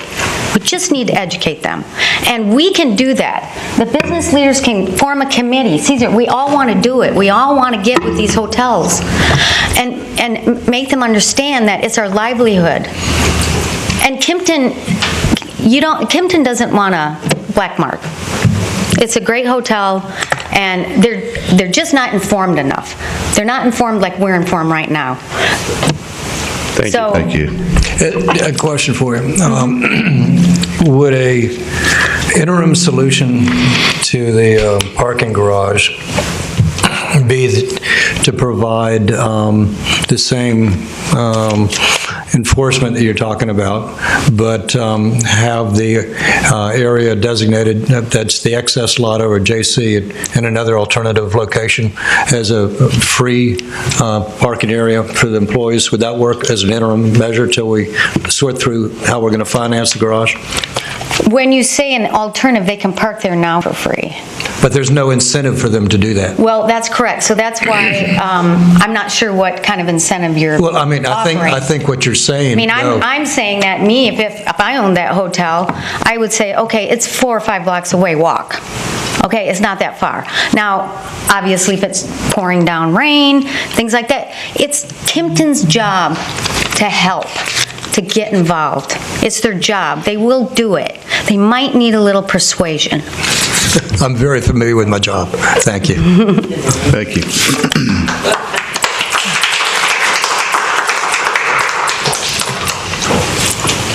Hello, thank you for being here. Welcome. I'm Barbara Thompson. I own 2 commercial properties on Central Beach. I have some emails that I could read to you, but they're all the same. People just don't want the meters.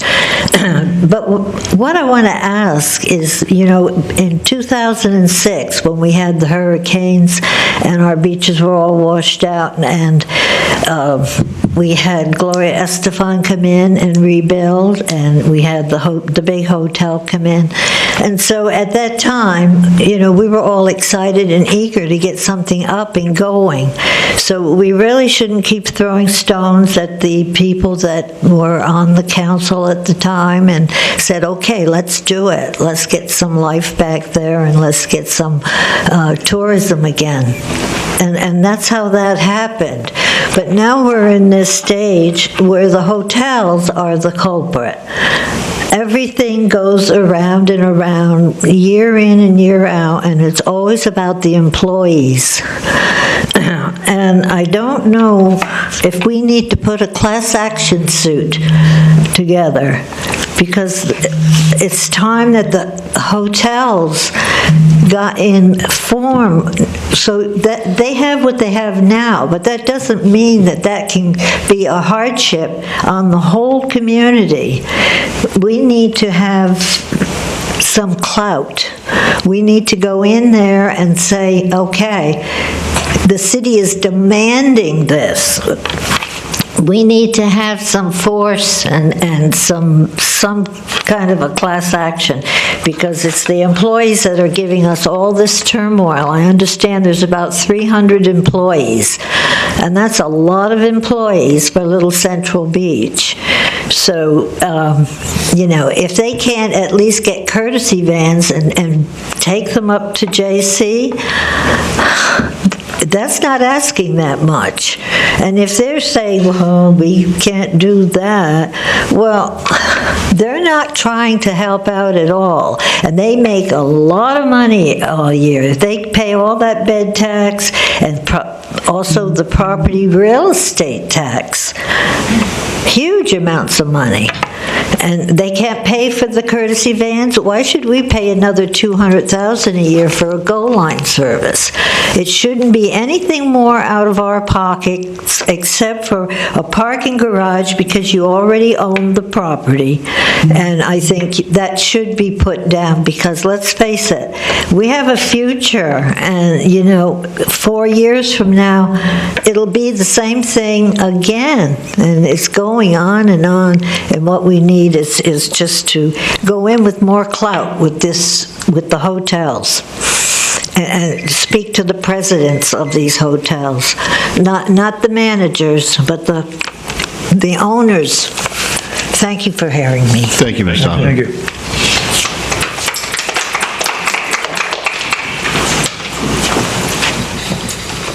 Hi, everybody. I'm Barbara Lee Monday. I own 2 businesses, beachside also.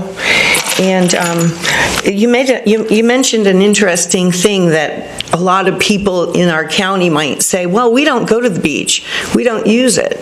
But I need to remind everybody that they use $11 million of bed tax every year that gets sent to Sebastian and the chamber, and I don't even know where it goes. And I've said it a million times, we're called Vero Beach. I mean, if you continue to ignore the problem, just cut the beach off of the name, and now you're just Vero. I mean, Vero is a very special place. We need a parking garage. It's like I implore upon somebody to make a motion to at least seriously discuss it, because we're desperate. I mean, many of the retailers that are here and stuff, I know you've heard of Amazon and eBay. They're all out. They're not only fighting a $5 parking ticket, but they're fighting eBay and Amazon and all of these other places. I employ many, many people at my businesses. We had to alter our business hours at one of them because nobody could even park there to get the products. So I don't want to take a lot of time, but I implore upon you, please, to seriously help us solve this problem. Parking garages will be a huge benefit to our community. My mom, I don't know the dates, but I know that she could tell you, 20 years ago, 25 years ago, they went to all the businesses and gathered up a whole bunch of money and put it aside to build a parking garage. And about 8 years ago, they gave it all back. And we've been fighting for this forever. I mean, we're not asking for anything that anybody else deserves anywhere else in town. They never changed the parking times downtown. We're being totally discriminated against. Why try and risk, okay, I gotta find a parking spot. I've got to wait 20 minutes to get a seat at Waldo's, which was, by the way, voted best beachside bar in all of Florida. So now you have to wait 20 minutes to get a table and then get served and then go out and get a ticket on top of it. Well, I'll go down to 14th Avenue and just stay there because I can have 3 hours. I feel like I'm I'm pretty good at computers and my phone and stuff, but even I went down to Coral Gables and I was trying to use my app to go to dinner one evening with a kiosk or whatever. Thought I did it and I got a $75 ticket because I didn't do something right in it. So I just implore upon you guys, please, somebody just do something to help us really formally put this on the table. 25 years ago, they tried to do this before all this development happened, and they gave the money back.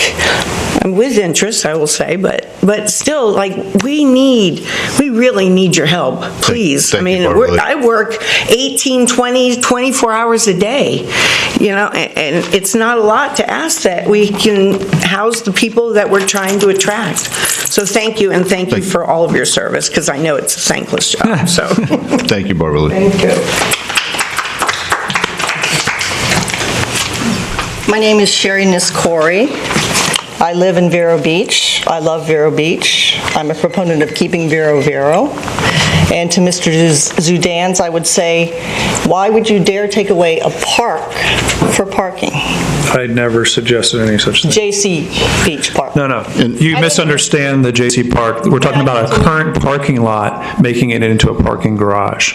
It's across from J.C. Park. So don't accuse me of things that are untrue. Thank you. Let me just, I'll give you another full minute since I'm going to interrupt. Let me just remind everybody that you don't address a single council member when you come up here, because this is kind of what starts to happen. Address the council as a whole, okay? All right, just in general, don't take away a park for parking. Garage, G-A-R-A-G-E. In the city-owned parking lot.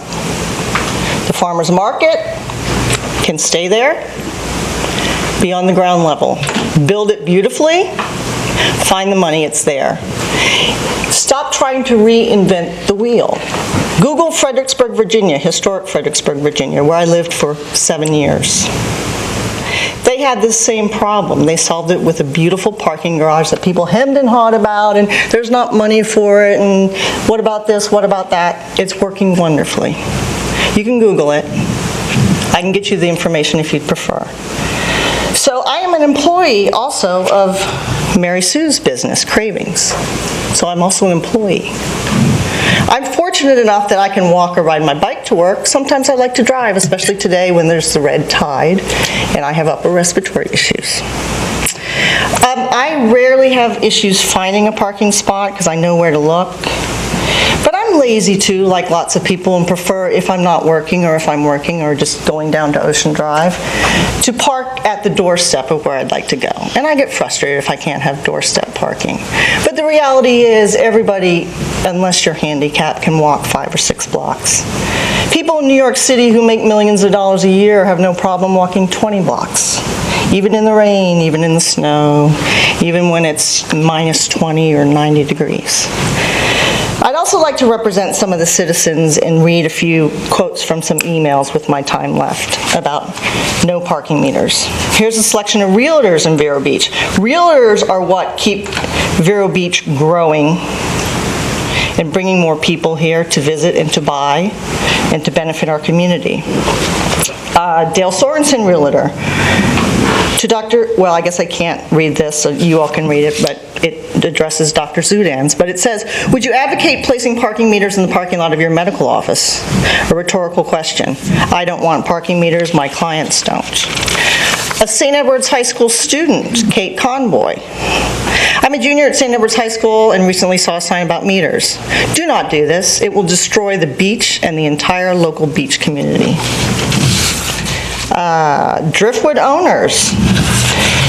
Talk about Long Beach, California, and what a nightmare it has been after parking meters were put in. Albert J. Schlitt, a member of one of Vero's founding families. Don't do it. You will destroy Vero Beach. Citizen who also works for the not-for-profit. I implore the City Council to vote against the proposal of parking meters. It will irreparably damage the ambiance of the area and its beauty. It will destroy the very heart of why people visit our beautiful Oceanside Business District. It is a ridiculous and short-sighted resolution to a non-issue. It will have negative business effects on businesses in the area. And by the way, the parking meters and kiosks in Central Beach and Beachside are a regressive tax, especially if you're not doing it citywide. A concerned citizen. You're taking one of the classiest towns in America and turning it into another money-making venture. Are you really going to make that much extra money? You will drive out the very patrons that make Vero what it is. Thank you, Ms. Corey. Your time is up. Thank you. Keep Vero Vero.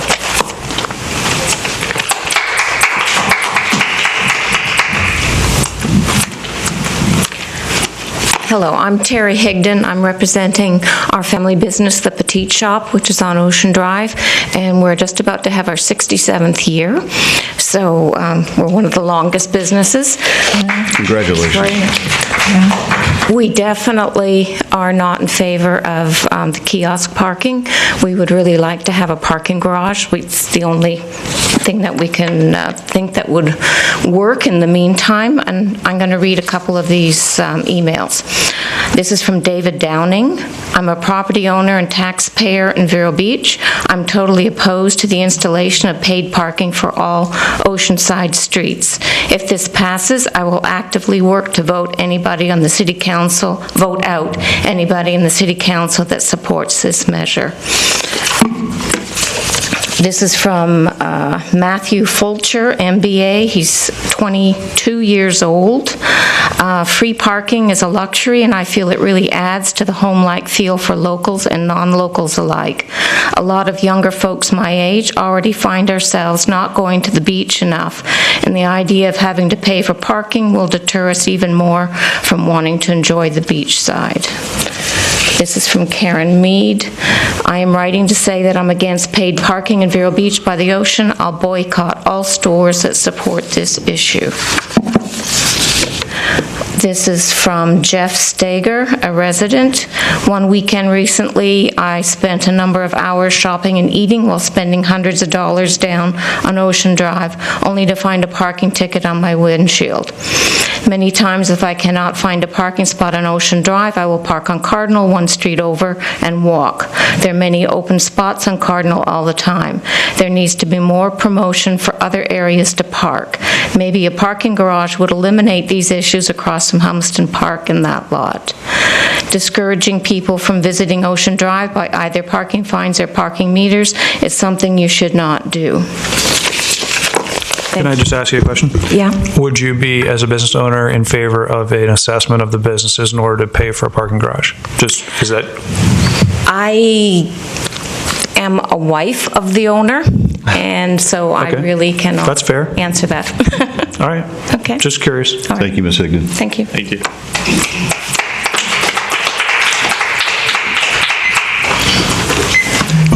Good evening, everybody. Evening. Evening, Lee. I hope we wrap this up quick because I'd really like to go back to the restaurant business and not come to City Council. First of all, I want to thank Vice Mayor Sykes, Mayor Howe, Councilwoman Moss for coming out Saturday on your weekend, taking a little time out to hear the voice of the people that were at Grind and Grape, and thank you very much, guys. I did a little research on my way over in the last couple of days because I'm hunkered down in my office with air conditioning because of the red tide. I pulled up some information out of my computer as far as 2-hour parking versus 3 hours. And one of the things I found, average check time at lunch. And what I checked was that window from 11 to 3. Average check time for a regular guest is about 1 hour and 15 minutes.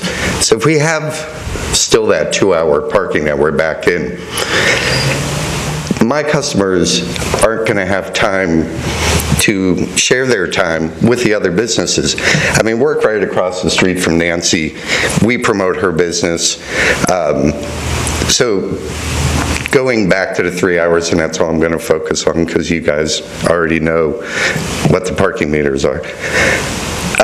That gives the people the opportunity, especially us going into season, to come beachside. We have tourists coming in, and they're going to have lunch. I recommend to them all the time, go walk across the street, check out the shops, walk down to Kilwin's, walk across to Cravings, get dessert. I kind of push people away from dessert at lunchtime at Waldo's to give them the opportunity to check us out. That's what we're here for. I do have to clean up something here. They keep saying I was the #1 bar. I was #2 in the state of Florida on Coastal Living magazine. Great honor.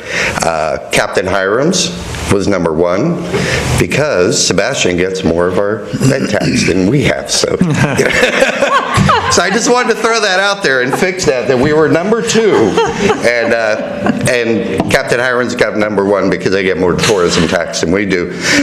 With the tourism tax, I've asked this question. You know, I've had many conversations with Jim and several of you about the tourism tax, and I think when it comes to beachside, where I believe I'm probably incorrect with the percentage, but I'll throw it out there, probably about 70% of the bed tax in Indian River County comes from that district.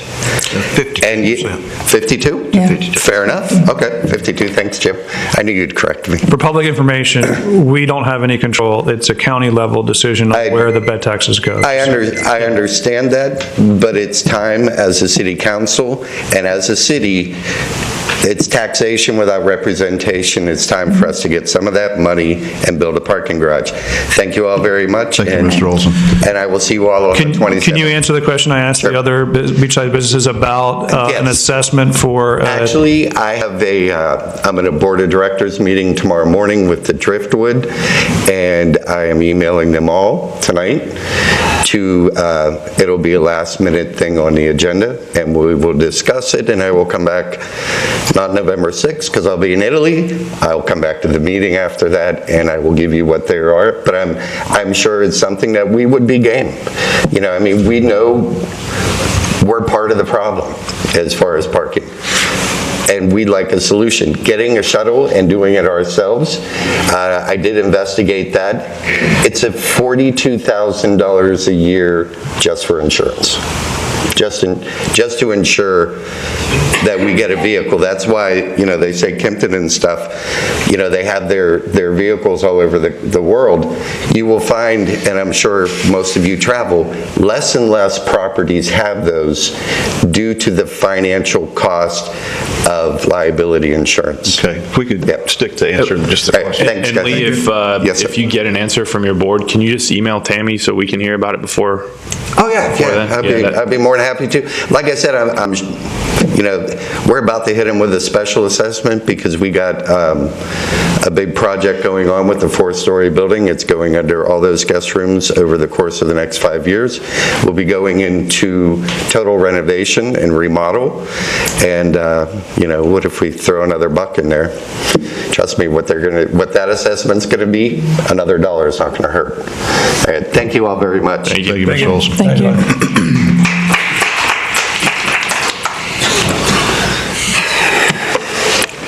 Taking a wild guess, would the council members think that the average person in Vero Beach thinks parking is more important or a clean ocean? According to news media, we're the epicenter, we're the dirtiest ocean on the coast here. And who's the biggest polluter? That would be government, you guys. We dump more into the ocean and into the lagoon than anybody else.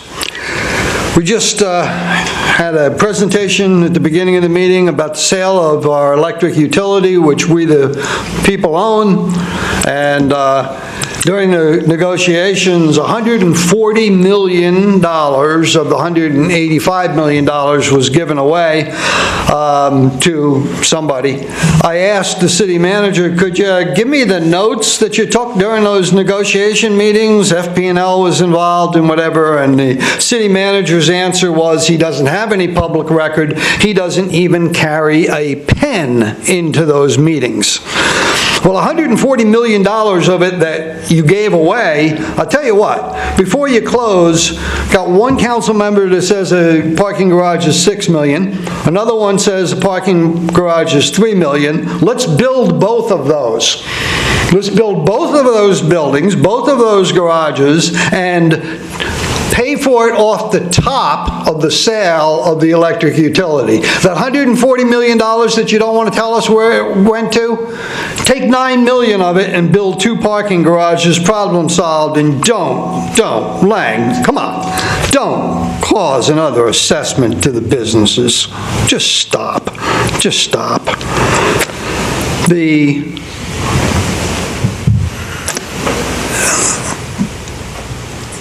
employees, you know, I've listened time and time again to complaints about the city employees, and one council member here wanted to cut 1% out of their pay a couple of meetings ago, and you know, somehow it's always employees parking, and it's the hotel employees because they can't tell their employees where to park. Of course they can, and we've got one business owner that tells her employees where to park, park, and they park there. And she doesn't have to make it a requirement. All she has to do is make it known that's what she wants. And good employees will do that. The increase in parking fines, oh my gosh, really? You're going to charge $250 to someone who goes over on parking? Oh my gosh. You want to make it the most hated city around or what? I don't get that. I just don't get that. And then last but not least, we've heard over and over and over and over and over again that the city should not be in the electric business, and yet we spend meeting after meeting after meeting to try to put the city in the parking business. Thank you, Mr. Heddy.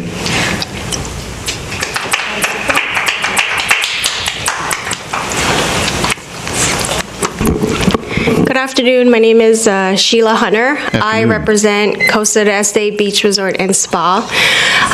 We are highly opposed against the parking kiosks on beachside and anywhere on ocean. My husband is Lee Hunter, and he works for Kimpton Hotels, and they also are opposed against the kiosks. We will support and encourage a parking garage. We will encourage our employees to use that, and we also will hold them accountable. I'm the director of rooms at the resort, and we definitely love the businesses across of us. We send them over there. We recommend the restaurants. We want to help the businesses. We also want to help our employees. So we really are looking forward to having a parking garage, and hopefully this will be something that will be looked at. Thank you. Thanks, Sheila. You said you're representing Costa del Este? Yes. Okay. Are they in favor or opposed to an assessment to businesses with beachside to pay for a parking garage? That would have to be spoken with my general manager, Chad Olson. We'd love to hear a response back, just like from Driftwood. Yes. Okay. I can bring Thank that you. back to them. If you can send it to Tammy, Absolutely. the city clerk, that'd be great. Yes. Right now, both Lee Hunter and Chad Olson are dealing with budgets and also the red tide. Yes. That is happening, so I'll let them know. Thanks, Sheila. Good evening, Council. Good evening. My name is Ann Groves. I'm the manager of Cravings. I have a letter here that I'd like to read. It's from the other half, the better half of Cravings. It's from Marty Walker, and he happens to be out of town right now, so he asked if I would read this letter. And I don't think I would say no because he writes my check, signs my check. Like it or not, we have been blessed with a problem 30 years in the making. It's not going to go away in a matter of months and may never go away totally. When traveling to different parts of the country, the name Vero Beach pops up, and the question is asked, how do you know about Vero? The answer is almost synonymous with the beach and Ocean Drive, the Barrier Island. The reason it has become such an attraction is due to the people that live and work here. We have done an amazing job of making Vero famous. The island is also a huge source of revenue for the city and the county. For this reason alone, we should be very careful to protect what it is that makes it so successful. If it is made to be an unpleasant and difficult place to work and enjoy and play all that has offered, then Vero will change for the worse. We will lose the things that make it what it is today. The Barrier Island is a special part of Vero Beach, and it needs to be maintained, managed properly, and not taken for granted and misused. To put up a parking garage is a small price to pay for something that generates all that it does. Vero has an enormous amount of diversified and talented residents and guests and wonderful workforce that are making their thoughts on this issue known. They should be listened to and not pushed aside. After all, they are the reason Vero is so successful. Don't do something that will offend them to put that they leave for somewhere else. Thank you for listening to the letter. Can I ask you to answer the same question about, is Cravings in favor of a business assessment to pay for a parking garage? Mary Sue Yes. gave us that answer. Yeah, Mary Sue. Oh, she did. I'm sorry. Mary Sue is the owner of Cravings. Oh, okay. That's right. I asked her already. I'm sorry for asking twice. No problem. We've been here for almost 3 hours. May I just say one thing? Yeah. Paid parking is not the solution. It really isn't the solution. I am not for or against paid parking. I am Well, for I a get the comprehensive. impression sometimes. Well, a lot of people have said that, but I am for a comprehensive solution. I don't care what the solution is.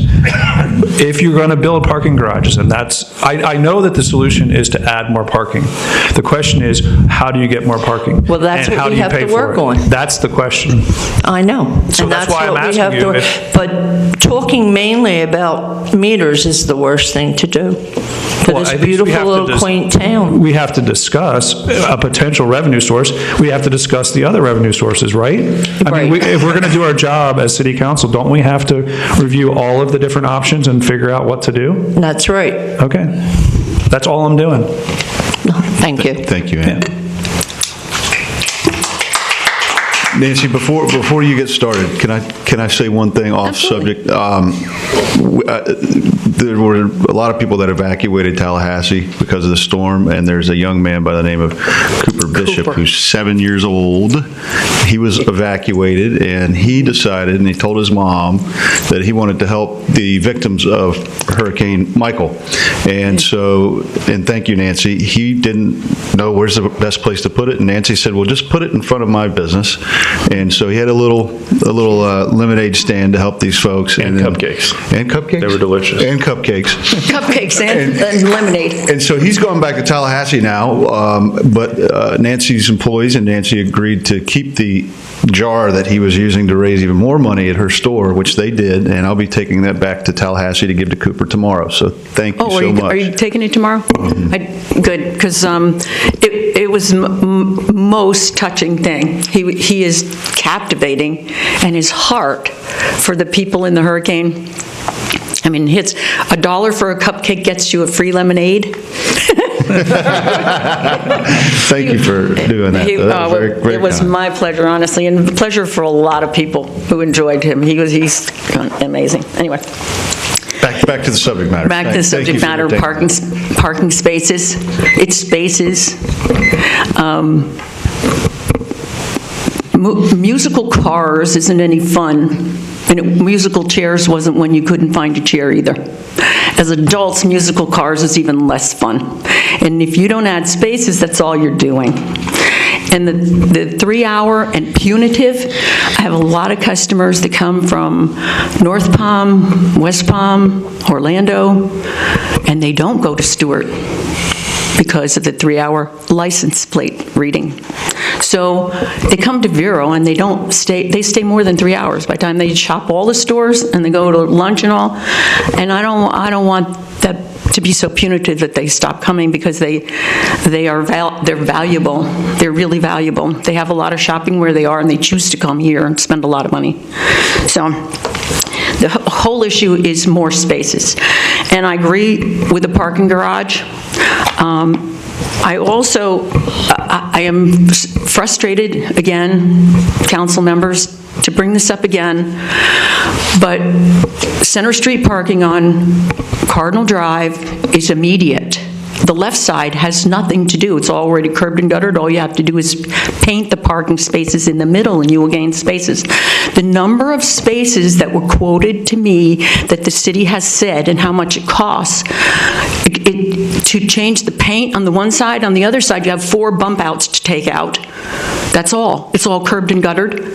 And the number of parking spaces, I gave to Lang a study that another shareholder, stakeholder, property owner, and I had done to the tune of thousands of dollars with a company called Gladding Jackson, who is a very reputable planning firm. I don't know if you're familiar with them. They've been sold, so it's under a new name now.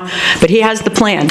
And their plan is lined out, and the number of spaces disagrees, and so does the price, what we've been quoted. It's already there. You own it. The curb cuts, some of them are huge, they're gigantic. You're missing all those spaces. It's more than 13 spaces, I promised you. How many spaces is it and how much does it cost? This is, according to this plan, Cardinal Drive on-street center parking, you gain an additional 32 spaces. And that does not jive with the numbers that we got from Monty. If you do this on Ocean Drive, it's claiming there's an additional 101 spaces. There you go. Would you please look at the thing? We paid a lot of money for it, and they're professionals. We get no response to it. Everything but. They didn't even include diagonally parking the commercial property right-of-ways on the side streets on the commercial properties, like they did in front of the church that they just built. They took part of the setback and they put diagonal parking on it. There is a lot of spaces to be gained there too. These are still property we already own, and it can be done much quicker than building a parking garage, which I'm totally in favor of. I question, again, taking people to the beach, to the beach parking, because those parking lots were paid for the use of beachgoers, and we're getting no shortage of them. They're increasing in number. So we can't go shared parking here again because two people can't park in the same space. I'm just begging you to please consider parking to every extent you can property we already own in the general area, because it would also distribute it. It wouldn't be centered in one place. It would be distributed all up and down the beach, especially on the north end from Beachland North. This proposal is essential for those people, because it would give them a lot of spaces they don't have, and especially if you take and use the commercial right-of-ways for diagonal parking on both sides of the street. Nancy, thank you. Tammy, do you have a copy of this in city records? Yes. You do? We'll be at the warehouse, but I do. All right, well, maybe I can let you borrow this one and make some copies. Can we please have Monty give us an explanation of what this disparity is? Because when he looked at it, he told us that there's 13. Well, yeah, Monty brought a map. Here comes now. Oh, there he goes. Monty even gave us a map, a rendering at one point. Yeah, and drawing. Mm-hmm. So what's the difference between your interpretation of it and have you seen this plan? Yeah. Monty Falls Director. I use that as the basis of my work. Okay. This was a plan that was laid out not at an engineering scale. It was done at a scale for a planning plan. It's a very good concept to put parking in the center. But what that plan doesn't consider is at each intersection, if you push the parking in the center and the road to the edges, at each intersection, you have to modify that intersection where all the radiuses turn into the other roadways. That's what I showed you guys on the 20 scale drawing that I put up. I thought there would be more net parking gained when I laid it out at that scale. The drawings and the numbers are what they are. I can't make them materialize. You know, it's just not going to happen. And I don't want anybody to be under the impression that you can get more than you can get. And the cost in that study is 2006. That's 12 years ago. So I took their number, construction number, and inflated it to today's dollars based on the CPI for each year, and that's where my number came from. So I did as reputable and professional job as I could with the information that I had to give you guys some information that you could use. Absolutely, and I agree with your assessment, but I appreciate you going through it once again, because it's something that comes up, and thank you for your explanation on that. And what was the figure that you came up with inflation for each of the blocks? It's 200 and something? 134,000 per block. Okay, 134. And they had used 100 to 115 was their number. So I used the average of their number and inflated it for 12 years. out of It's not curiosity. my number, it's their construction number. No, I got it. Would that same number apply to Ocean Drive? Just, I'm not suggesting we do. They've got the same number in there for Same Ocean number Drive. for it, I have not laid Ocean Drive out, because you can see the scale of a project that you would do for the length of Cardinal Drive is a $670,000 project to net 13 spaces. Yeah, that, just 670,000 for 13 spaces is $30,000 a space, which is double what we're talking about in a parking garage. It's 50,000 a space. I'm sorry, I'm off. 50,000, which I had is it written down, I didn't. 3 times what we're talking about per space compared to a parking garage. Now, you also get with that streetscape improvements, landscape improvements. So it's their project. Right. It's Gladding Jackson's project with the number of spaces that, when I laid it out to an engineering scale, that you could obtain. Do you think we would have, if you did the engineering scale but on Ocean Drive, do you think you would have the same kind of issues, or might it come out differently if we looked at Ocean Drive? I think we would have less spaces than they proposed, but I haven't done that, so I can't tell you. How much time would that take you to, maybe that, you could look at that? Ocean Drive is twice as long, probably 3 days. Okay. Would you mind doing that? Just so we have the information? I'll be happy to do it. Thank you. Sure. Yeah, produce that document, and we'll get that information to you. I think we're trying to find out everything we can potentially do, and it's not worth, I mean, it's worth finding out. Something that's important to note here, and I think Monty brought it out, there's the engineering scale and then there's a planning scale. That document is a planning scale. And the engineering scale is when you have to put the actual footage into a parking space. That makes the difference. It also is the engineering, the turning radiuses on intersections.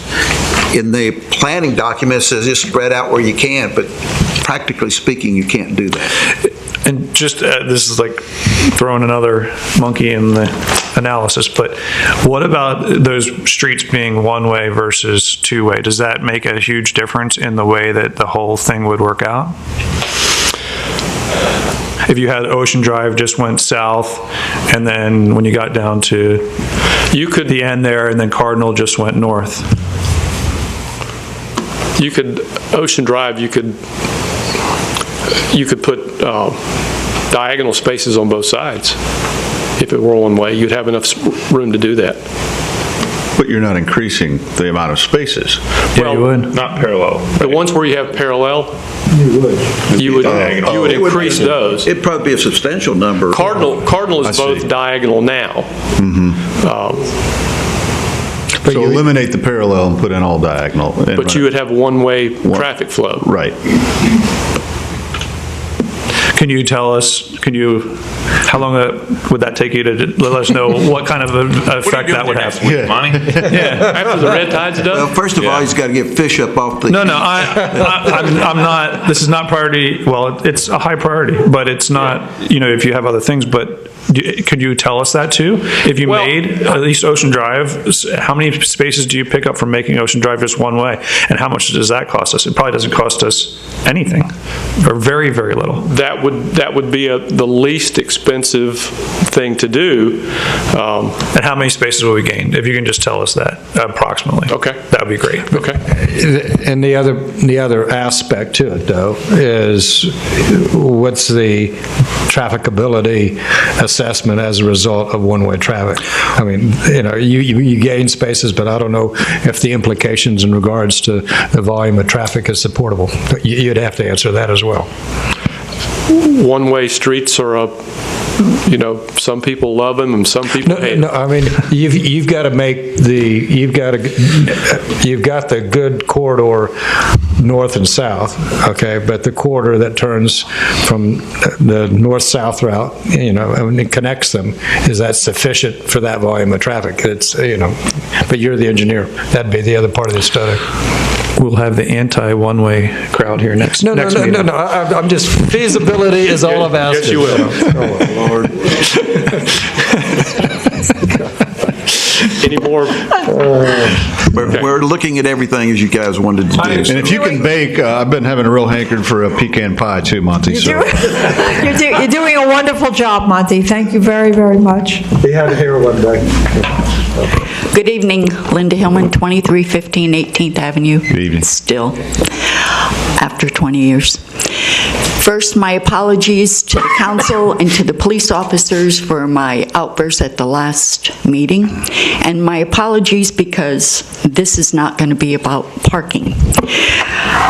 I would like to address not city council members, but candidate applications as mine was addressed. So please keep that in mind, okay? The application from Ms. Moss, her treasurer campaign application was filled out on 5/25 of 2018, and she was able to file 3 treasurer reports, June, July, and August. However, her application was not signed and completed until the last day of filing, September 7th. My question is, who called her to tell her her application was not complete, and why was that not caught? And are those 3 treasurer reports legal? Mr. Young, I should go back where there are 3 date stamps on these, where everyone else's only have 1. I want to say it is, and I apologize, her statement of financial interest has 2 date stamps. One is round, one is square. Very unusual. One is dated May 2018, when she filed the application. The other one, the square date stamp, says Supervisor of Elections, May 29th, 9:15 a.m., 2010. Very prominent there. No mistake of 2010. Mr. Young filled out his application. However, he does not have his voter of register number on it, which is not just a requirement by the city, but a requirement by the state. Your voter number has to be on your candidate application. Mr. McCabe has no date stamp whatsoever on any of his filing papers. And on the bottom of his campaign treasurer, he has none filled out here and just a scribble. So, in fact, because there's no date stamp, who verified this signature and who verified his? Obviously, it was not the city clerk. And last but not least, Mr. Brackett, he filed all of his, or filled out all of his papers mainly on the 6th. He has no date stamp either. On September 7th, he had a notary notarize his signature and verify that it was personally known. However, the notary is not Ms. Burzik, who is the notary that puts your date stamp on when you file your application. All 4 applications are incorrect, and they should be looked at, and should they be disqualified? That's just my question. Thank you. Thank you, Ms. Hillman.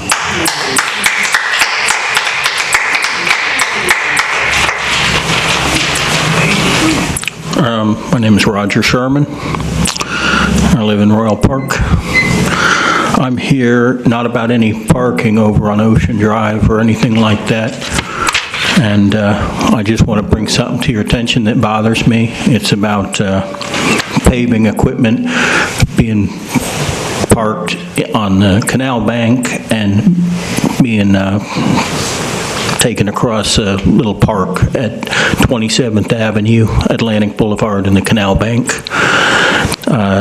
Several years ago, that was deemed to be surplus property by another council, and I want you people to look at it and reverse that back and do something about access to that canal bank that doesn't have equipment going through a public park, even if it isn't a park.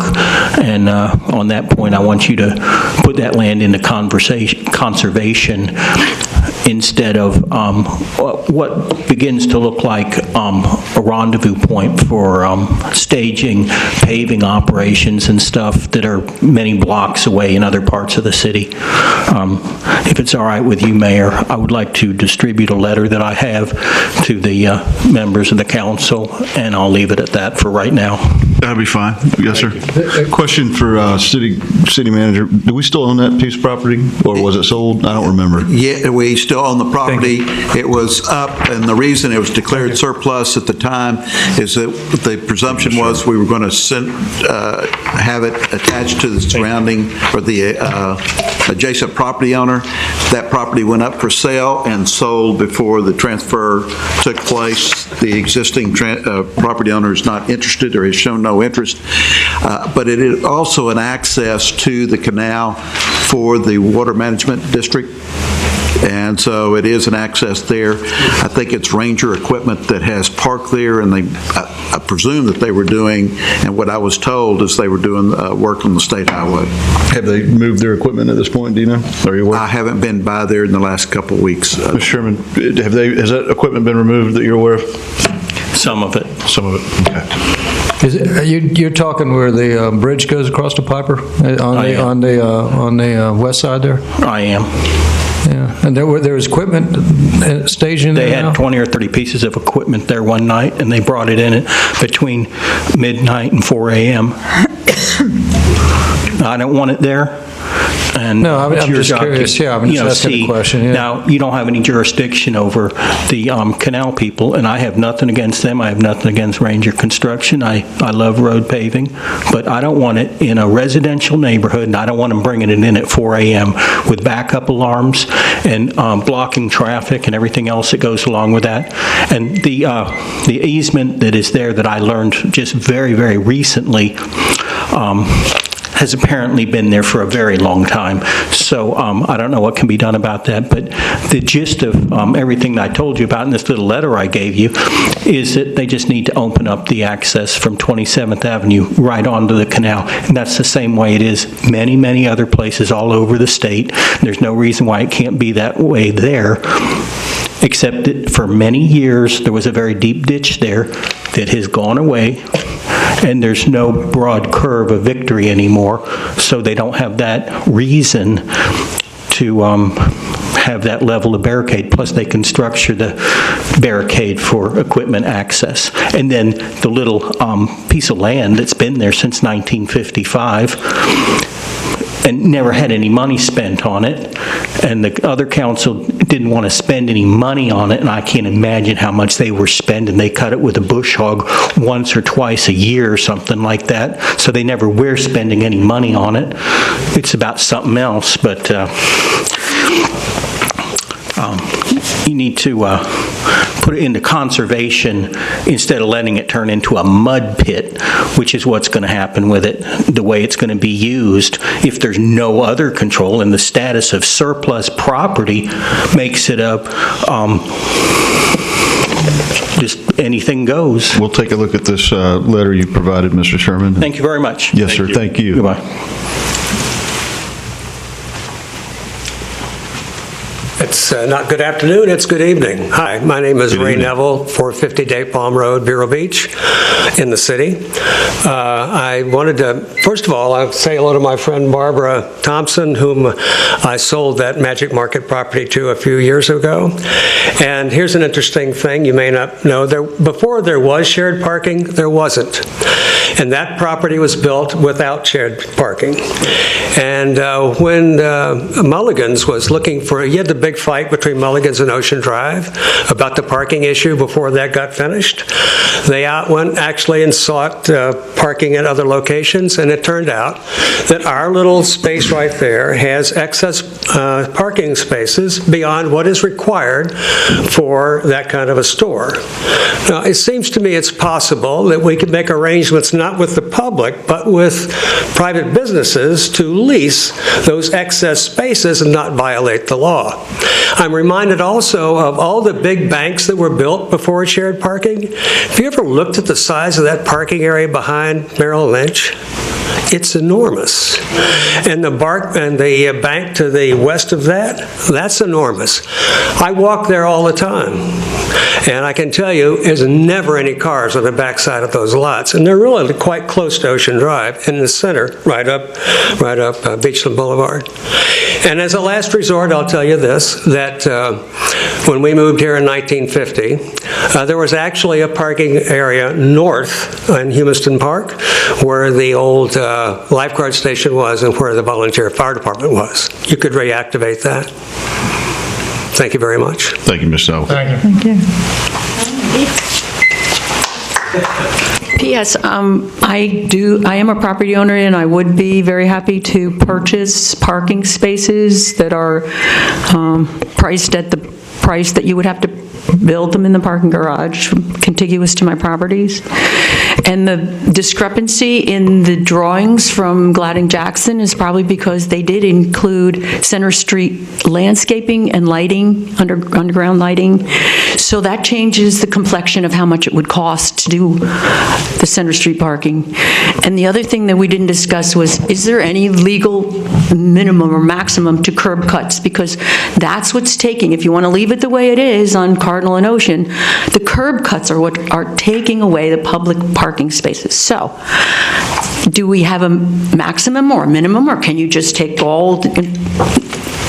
Yeah, can we ask Monty to tell us whether we have to do the curb cuts the way he did, or whether there's a more efficient way of doing that? Correct. We can still check on the curb cuts. Yeah, thank you. Okay, do we have any more public comment at this time? May I come up and gather my emails and give you the paperwork that I wanted to give you? Thank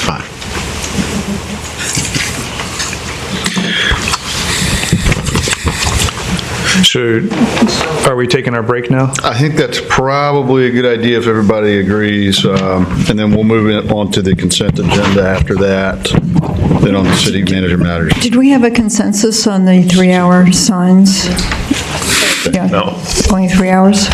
How did that work out? I wasn't sure by the end of it. We need to have a consensus because as soon as Monty finishes picking up fish, we're going to start changing signs, so. Yeah, did we? After he's done with his work on the planning. And baking my pie.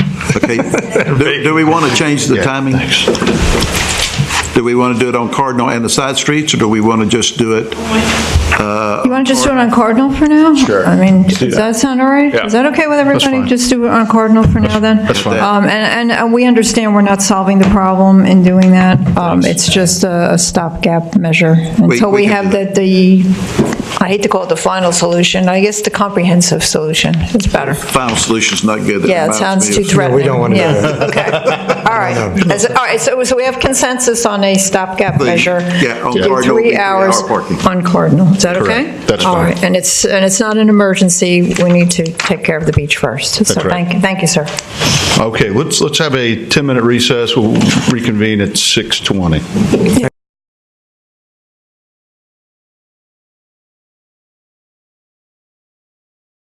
Well, this is just city business now, so we're. Speed rounds. Let's. I'm going to go ahead and start with that Lang, if that's all right, everybody. Yeah. Okay.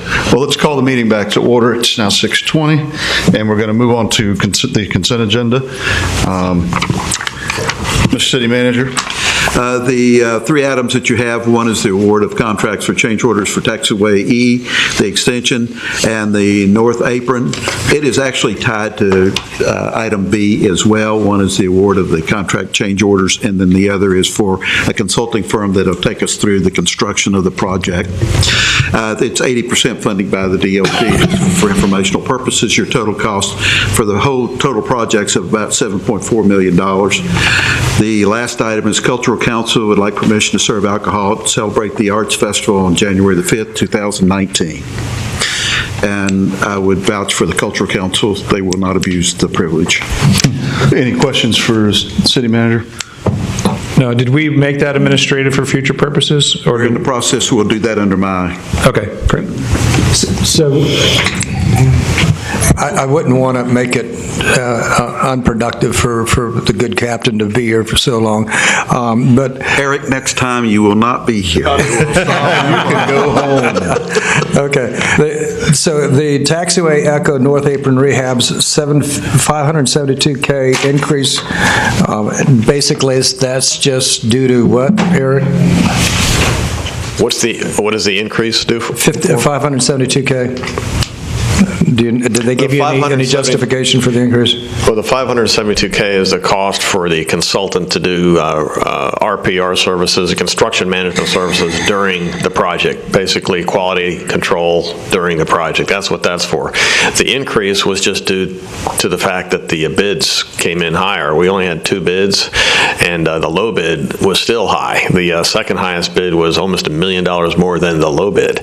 It's just the fact of construction costs being very in demand right now. They're in demand, so supply and demand, the costs were higher than we expected, so we had to actually reduce some of the cost to even keep it at the price we had.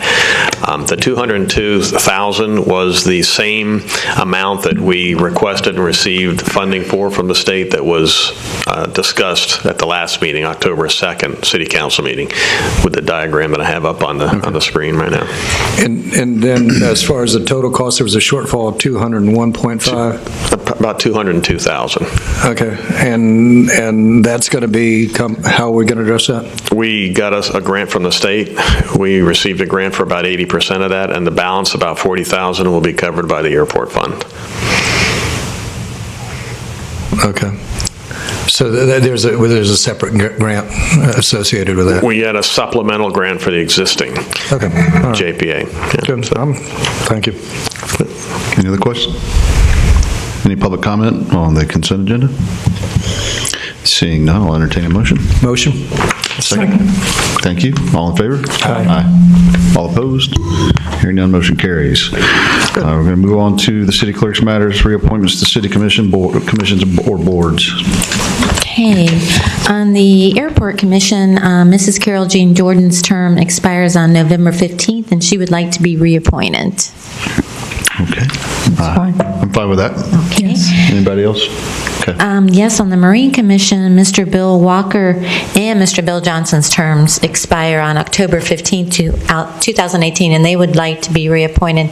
Now, we did receive an application sometime this week from a Mr. Alan Keith Durit, who is interested in serving on the Marine Commission. Do you need an alternate?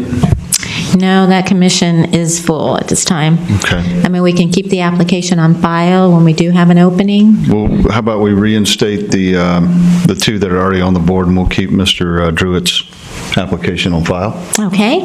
Does everybody agree with that? Yes.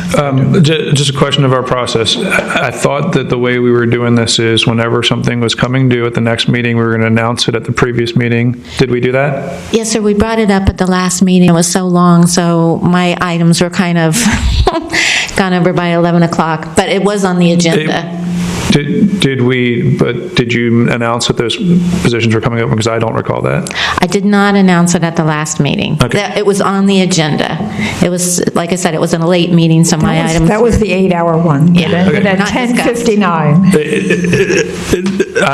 Okay, so, yeah, I understand it's a long meeting, but that was our policy that we were going to set forth so that the community has the opportunity to apply for seats when they're open and they can know that they're open. And so the policy was supposed to be, that you came up with, I think, was that you were going to announce... And it was on the agenda, yes, sir. But you didn't do it. I did have it on the agenda.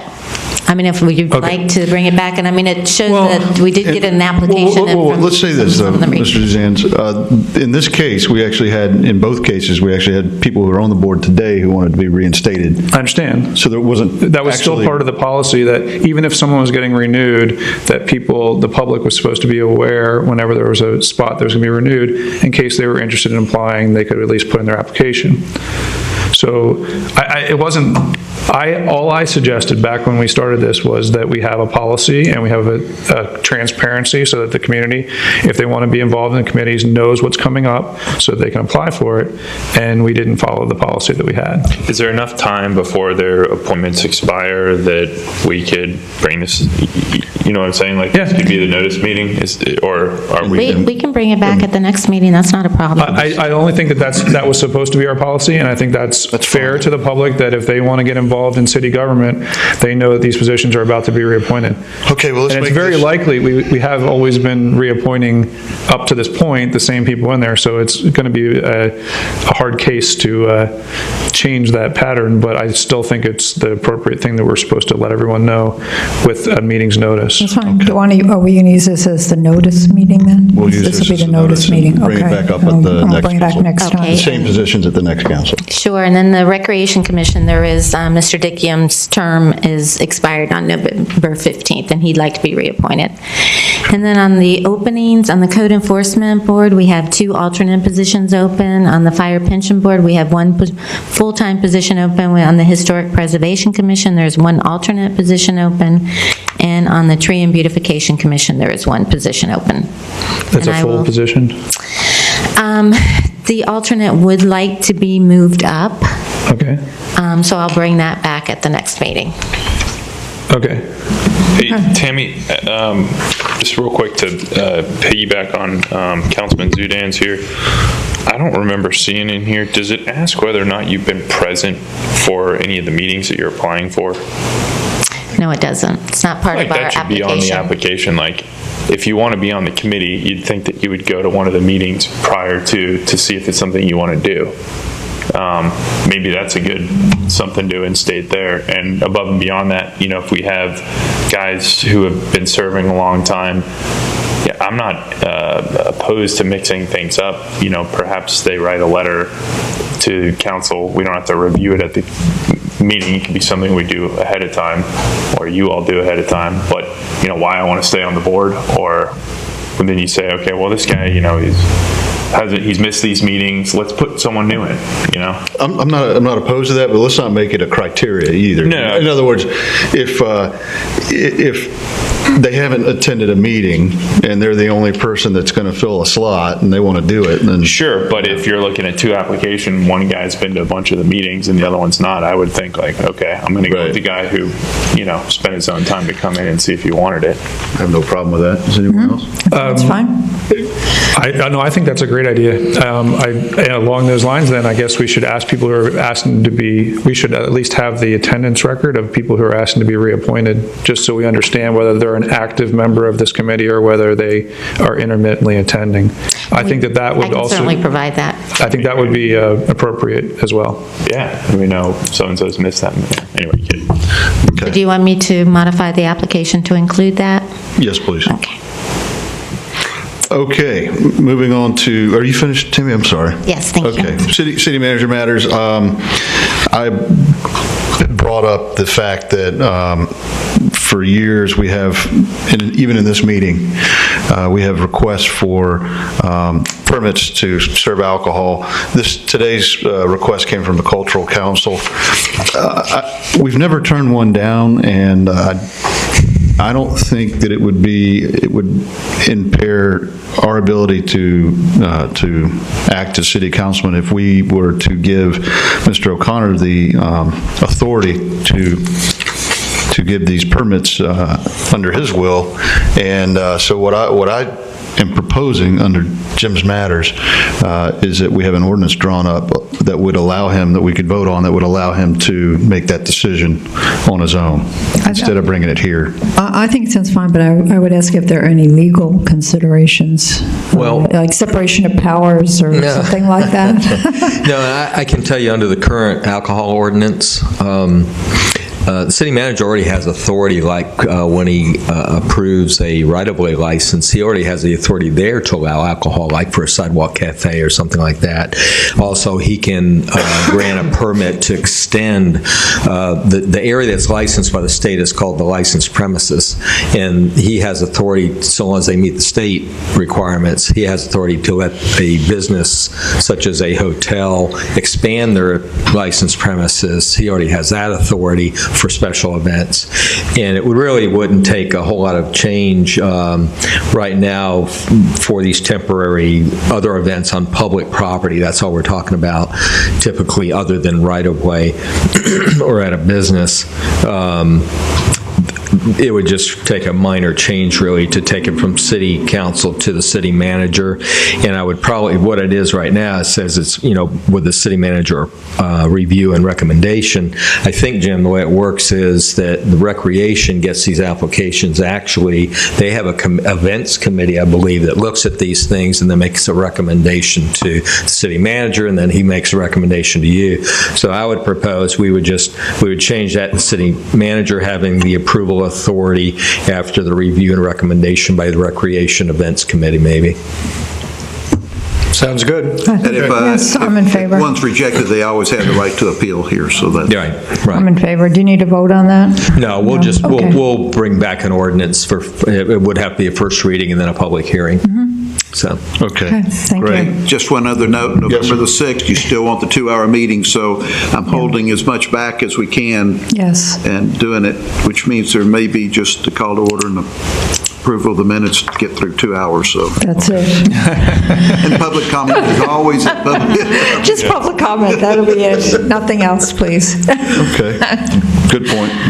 Thanks for the reminder. Moving on to city council member matters, I have none today. And Vice Mayor? Yes, I do have some.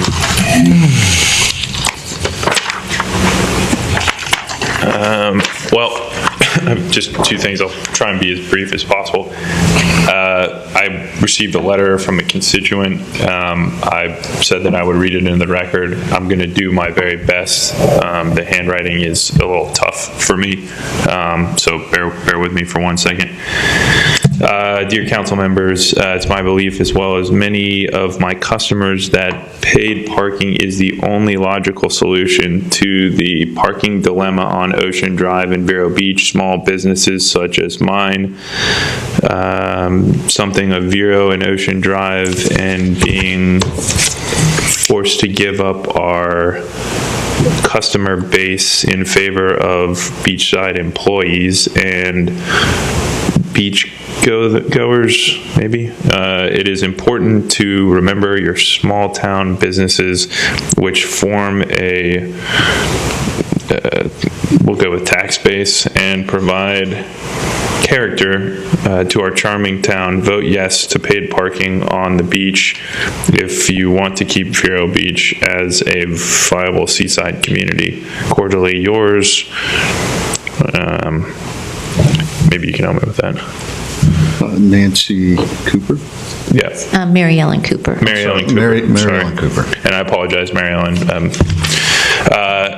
Only other things I wanted to add in there is, on a personal note, yeah, I'm really devastated to see the red tide up here. I know it happens, lived through it many times here, but generally we've been so lucky and insulated with having Fort Pierce and Sebastian inlets and all that water exchange that we've missed a lot of it. And so we finally joined the rest of the state experiencing these horrible problems. So just want to continue to put an emphasis on the need to look to what we can do to help the lagoon. This is not that, but just in general. And just wanted to also, extend prayers and condolences to the lives lost in Hurricane Maria and all the people struggling to rebuild right now. We've all been through that. Michael, we've all been through that, and it's horrible. It is. So heart goes out to you, and that's all I have. Thank you. Thank you, sir. Councilwoman Moss. Yes, actually, speaking of Hearts. The Gallery 14 is selling raffle tickets. I've already purchased one for this particular painting, which was done by a local artist, Mr. Sweeney. And it's for a very good cause. That's at Gallery 14, Lila Blakesley. It's for the Children's Home Society's Transitional Home program, which plays an important role with regard to supporting teenagers who have been in foster care, but at age 18 are removed from the system and left on their own. So it's a very, very worthwhile cause, and the raffle will be held at the end of October. So there's still time to buy a ticket. I've already bought one. And the show itself is quite interesting. Art with a heart. And the other thing that I'd like to speak about is, of course, the 12th annual Jake Owen Foundation benefit concert is coming up. That will be, the tickets are on sale now. That will be on Saturday, December 8th at the Indian River County Fairgrounds. The benefit concert is Jake's final stop on his 2018 Life's Whatcha Make It tour, and he will be joined by Joe Diffie, Chris Lane, and Morgan Wallen. And the best thing, one of the things I found very interesting was that we are on his website. City of Vero Beach. If you go to jakeowenfoundation.org, on the face page, there we are. It's evidently what he did was he shot a video when we dedicated, it was Michael's Field, when that was dedicated to him. It was a charitable situation. And he used his song "Good Company," and there we are, the City of Vero Beach on his website. But I just wanted to, since he's one of our hometown heroes, I just wanted to quote him, and this is Jake Owen speaking about his foundation. The Jake Owen Foundation is one of the most fulfilling things I've ever been involved with. What matters is the kind of person you are, your character, your legacy. What have you done for others? Music in my life has been great to me, but the one thing I will always be most proud of and look back on and be able to share with my daughter are things that complement your character. Giving back has always been important to me in everything I do.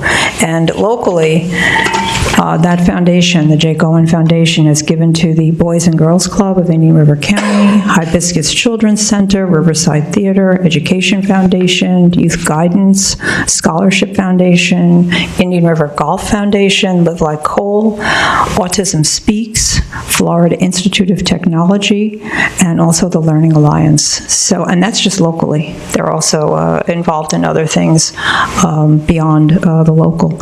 So I just recommend that everyone go to the concert. I think it'll be fun. And that's all I have. Thank you very much. Thank you. Councilmember Young. Let me turn this on. Okay, a few things.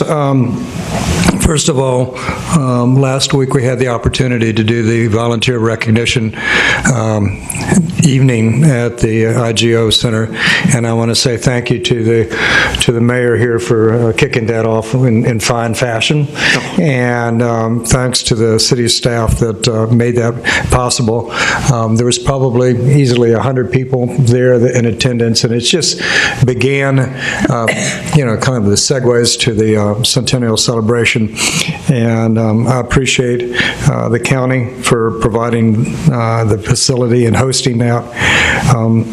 Also, today at the 9 o'clock County Commissioners meeting, they provided us a proclamation that designates October 26th as a day of celebration for our 100th birthday for Vero Beach. And, again, the county is joining with Vero to make this, something really special. And I want to say also thank you to my fellow council members here and the city staff. Next week begins the week-long dedications of trees to each one of the schools. And I think, Lang, you're going over to Beachland, and Laura, you've got the Thompson Center and a couple of those. And Harry, I forget, you got one or two anyway. But it's in my calendar. Tammy's giving me direction. I didn't get my assignment.